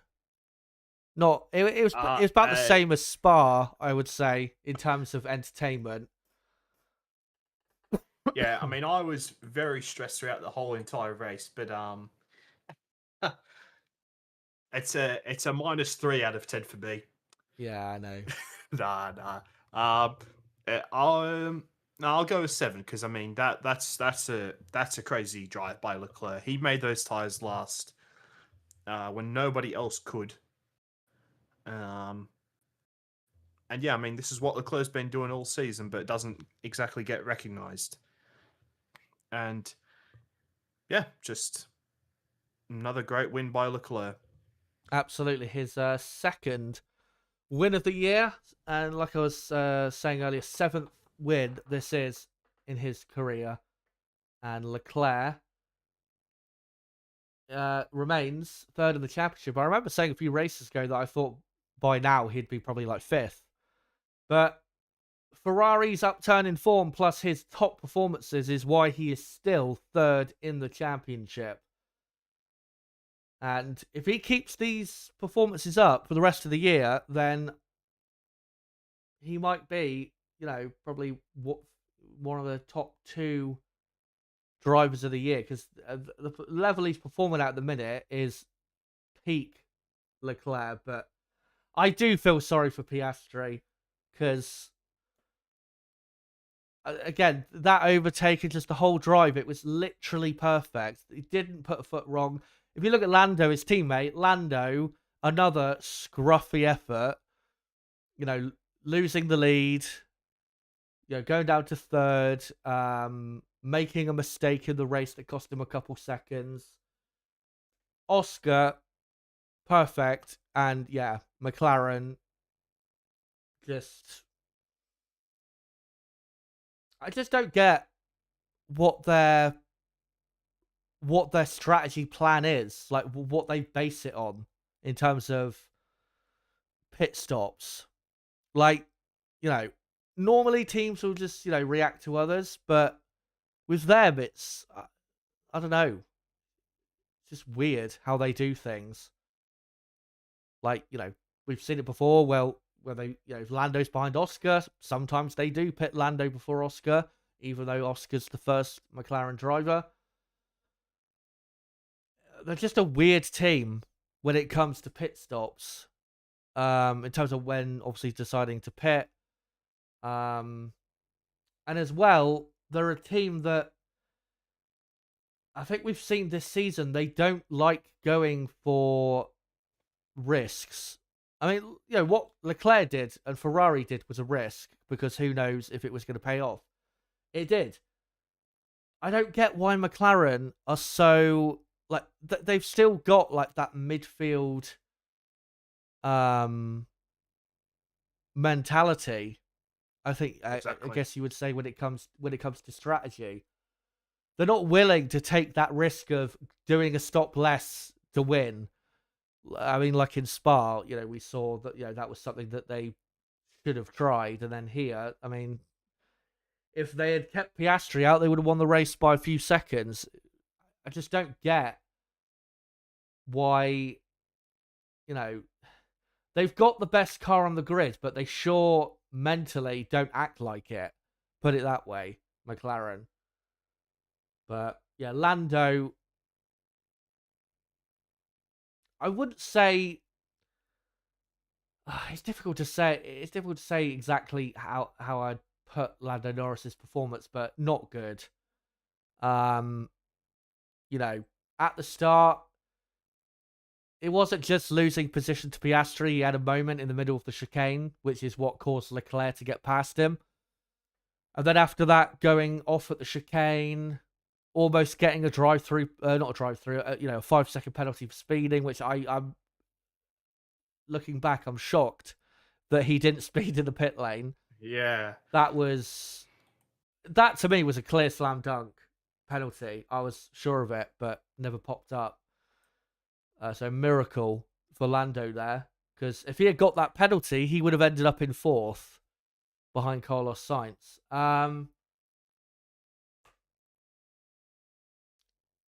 Everything the doubters say about Lando just proves to be right, doesn't it? He just hasn't got that ability in the race to deliver, on a consistent basis or at all the key moments, pit stop phases, start of the race, overtake. He can't do it consistently like Leclerc can, and like Piastri has been lately. I mean, Piastri lately has been pulling off some worldy overtakes and has been, doing a pretty much perfect races. But Lando, there's always a drama, it feels like, with Lando. Yeah, and Oscar did get very unlucky with Gasly getting Sainz to DRS down the pit straight. Yeah, that cost him. That cost him. What was it? Probably a second. But yeah, from McLaren's point of view, if I'm a McLaren fan, I would be gutted at what I've seen, because how on earth have they lost that? Chaz, I'm gutted. Yeah, as an Oscar Piastri fan, I am livid. but I'm fuming. It's just like I'm not happy. like the way the race played out. It's like obviously, like I said, Lando was having his dramas, and like I said, Lando, that tends to be the way with him. There's always a drama with him, but even with Oscar, he drives perfectly, and they still find a way to fuck it up. Just how? They, at this rate, we're looking at like Ferrari 2019 levels of bottling at the minute. Yeah. You know what that sort of reminded me of again was the Canada race where they two-stopped Vettel and then Hamilton did the one stop and won by about 6 seconds. Was it 2018? Yeah, It was 18 or 17. Yeah, there was. Oh no, it was think it was 2016. I remember. Yeah. Jeez, that long ago. Yeah. Far out. How am I pulling references from then? Yeah, they pitted Vettel under like a virtual safety car, like early. It was like lap 12. And then, yeah, did a 2-stop and they threw away what was going to be a win. When they didn't need to. It was like completely unnecessary. Just like what McLaren have done. It was just completely unnecessary. But we saw it with Ferrari back in 2019. Race after race of throwing wins away. And this is exactly what McLaren are doing. It's just never getting it right in the crucial moments. Start the race, strategy. You know, those are the two most important things, really, for a race is strategy and your start to the race. And McLaren, at this point, it's a miracle if they get both things right. So, yeah. Yeah, great for Ferrari. First and fourth, obviously winning at Monza. Brilliant for them. Disaster race for Red Bull. I think they will be happy, though, that Lando only finished third. So, yeah, they're not going to be as gutted. Mercedes, pretty bad. But, I mean, that was all because of what happened at the start for Russell. Who knows how quick Russell would have been. I don't think he would have been fighting for the win, but he could have been another obstacle. He could have been, if he had decided to go for a 1-stop, he could have, ended up second or third. You don't know. And then, yeah, midfield, great job by Albon and Magnussen. And, well, for Ricciardo, if it wasn't for his fucking penalties, he would have ended up probably 9th. So, a shame for him. But, yeah, good drives for Albon, Magnussen, Colapinto. And, yeah, a decent race overall. But let me just quickly, because we've not got not many viewers left, let me just come to this poll and finish up the results of the poll. As there is a clear winner. As I'll just wait for it to pop up in the chat. There you go. So I asked you guys who your driver of the day is for the Italian Grand Prix. 23 votes and 73% of you have gone for Leclerc.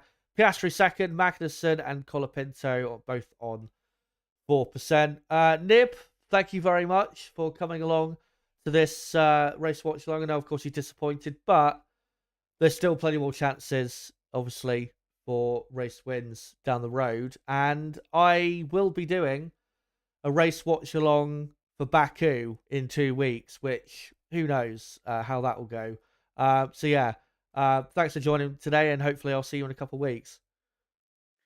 Yep, hopefully, mate, I should be there. And yeah, thanks everyone for tuning in as usual. And yeah, we'll see you next time. Yeah, cheers for you guys obviously coming along for the stream. It's great to have you all weekend. If you're a new subscriber to the channel this weekend, hello to you and thank you for subbing. And before I go, just to let you know, obviously tomorrow I will upload a podcast reviewing the Italian Grand Prix and share my deeper thoughts once I've cooled down after the race as to what I thought of the, what happened in the Italian Grand Prix. And then, like I said, in 2 weeks' time, because it is clear we are going to have a championship battle of sorts, in 2 weeks, I will be doing both a qualifying and race watch along for the Azerbaijan Grand Prix. So make sure to join me for that in 2 weeks' time in Baku. And then, of course, a week after that is Singapore. But yeah, thank you guys for coming along. Make sure to smash the like button before you go. It would be great if you could do that. Obviously, helps the channel grow. Make sure to subscribe to the channel if you are new. Make sure to join the Discord server. That would be great if you could do that as well. If you want to keep up to date with what I'm doing content-wise, then that's a great place to be.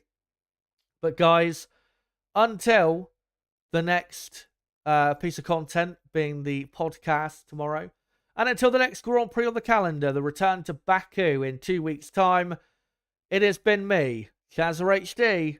Goodbye.